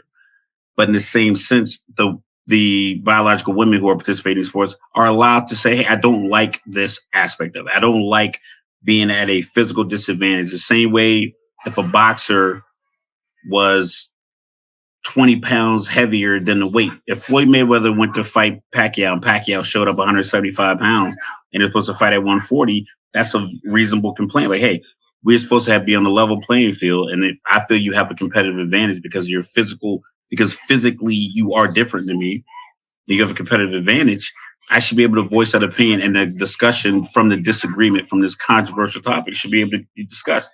It shouldn't be just banning you and banning people and trying to shun people. You're allowed to have this conversation. It is a difficult situation. It's difficult for people who are transitioning from one sex to another. It's difficult for people who want to compete. It's difficult for people to understand it. It's not a lot of opportunity for crosstalk to get this information. So if I have a complaint and I have a viable one and I want to discuss that, someone has to be able to educate me, and then conversely, I can educate them. But if you just say, oh, you can't say this, or you can't feel this, or you can't say what you feel out loud, then it's only going to build up resentment for people who just simply want to play sports. And I'm not even sure in the transgender movement how high up sports are on their list. I think they're more concerned with, being able to go to the hospital and get treatment, getting married, not being denied an apartment, not being denied employment. I think a lot of things matter to the transgender community, not just sports, but a conversation to these young girls who are playing basketball against this other team. I think they should be allowed to express that. So all I'm saying is open to the talk. Anybody has any inputs, hey, chime in, but you should be allowed to disagree. There's nothing wrong with disagreeing. Everything isn't going to be copacetic. Everything isn't going to go one way. So take the time, learn something, communicate, talk, get other people's feelings, get other people's inputs. You're never going to grow sitting there trying to water yourself. Somebody else to give you some water. So that's my get it off my chest. It's wild too. I was thinking about this, like our society always tries to find ways to marginalize women, and constantly they marginalize soccer. But I just want to take a second and salute the U.S. women's soccer team because they've been holding it down where the men for like 30 years. They've been good for like 30 years. That's a hell of a run. They've been like number 1 and 2 for 75% of our lives, and we're over 40. I mean, just think about that. Yeah. And I understand, women in sports, it's because it's not really that conversation and that crosstalk isn't really happening with uh by women born by biological women transition to men, so trans men. You don't really hear about a lot of that in as far as the sport and competition, but it does happen with biological males transition to women, and they are still competing in sports. So it's happening more What? often. So like the conversation is there. Like it's there. You can see it. There has to be a real conversation. I don't have any answers, but you should be allowed to voice your opinion and have a conversation. Definitely 100%. Because I mean, a lot of this stuff is new to the public realm. Like it's things that were always happening behind the scenes, but now it's public. So there's an adjustment period that you have to go through. Like I was telling somebody one time, I had somebody that came to me because not necessarily transgender, but they wanted to come out and they didn't know how to, but they trusted me enough to tell me that. And my whole thing was like, I appreciate you telling me because really, Eminem style, you only get one shot. You know what I mean? If you react the wrong way, you alienate somebody. And it's like, yo, you're not thinking about the position that you're putting me in because I have my beliefs. I support you, but there's beliefs that other people have that when you put this on them, they don't know how to react in that given moment. And that's where you got to learn. And it's unfair, on both sides. It's unfair for you to expect them to just be so openly available with that information with what we've seen over the years. And it's wrong for them to just expect, for lack of better, no pun, but expect rainbow and unicorns. So like we got to meet somewhere in the middle so that we can get to that place. But we got to give each other that opportunity. Absolutely. And with that being said, ladies and gentlemen, finish another episode. Once again, you can follow me on Twitter, Fear My Wrath. On Instagram, Sports Reports is ordered. You can follow Mike, Twitter, 2-Bit Reports, Instagram, MLDub25. You can like and subscribe, YouTube. Follow us anywhere you get your podcast. It's free. Shout out to live stream. Once again, shout out to Supply Ninja. Shout out to my group chat that's always supporting. Shout out to Real Sports 365. So we're like I said, once again, I'm humbled that people pay attention. I know this podcast runs long. We start breaking it down more and doing more things. Like I said, we go live. But as of right now, all the fans who keep chiming in, all the people who click on our YouTube page or download the podcast, we appreciate everything you guys do for us. What you got, Mike? Yo, shout out to Low Country Youth Services. What are you gonna do about it? Respect the hell out of that guy. So you guys give check, especially those in South Carolina. Yo, I just want to thank everybody from the bottom of my heart, because we get to do this a couple of times a week about our passion. And, we've been getting good feedback and all that kind of stuff. So hopefully we can continue to get that. Hopefully we can get some bad feedback too. It all counts, and it's free. We are not going to judge you. We are not going to alienate you. Whatever you got only makes us better, which in turn gives you a better product. So on that note, Sports Reports is ordered. And don't forget, the madness is here. Final Four. Love you, America. We out of here. Peace.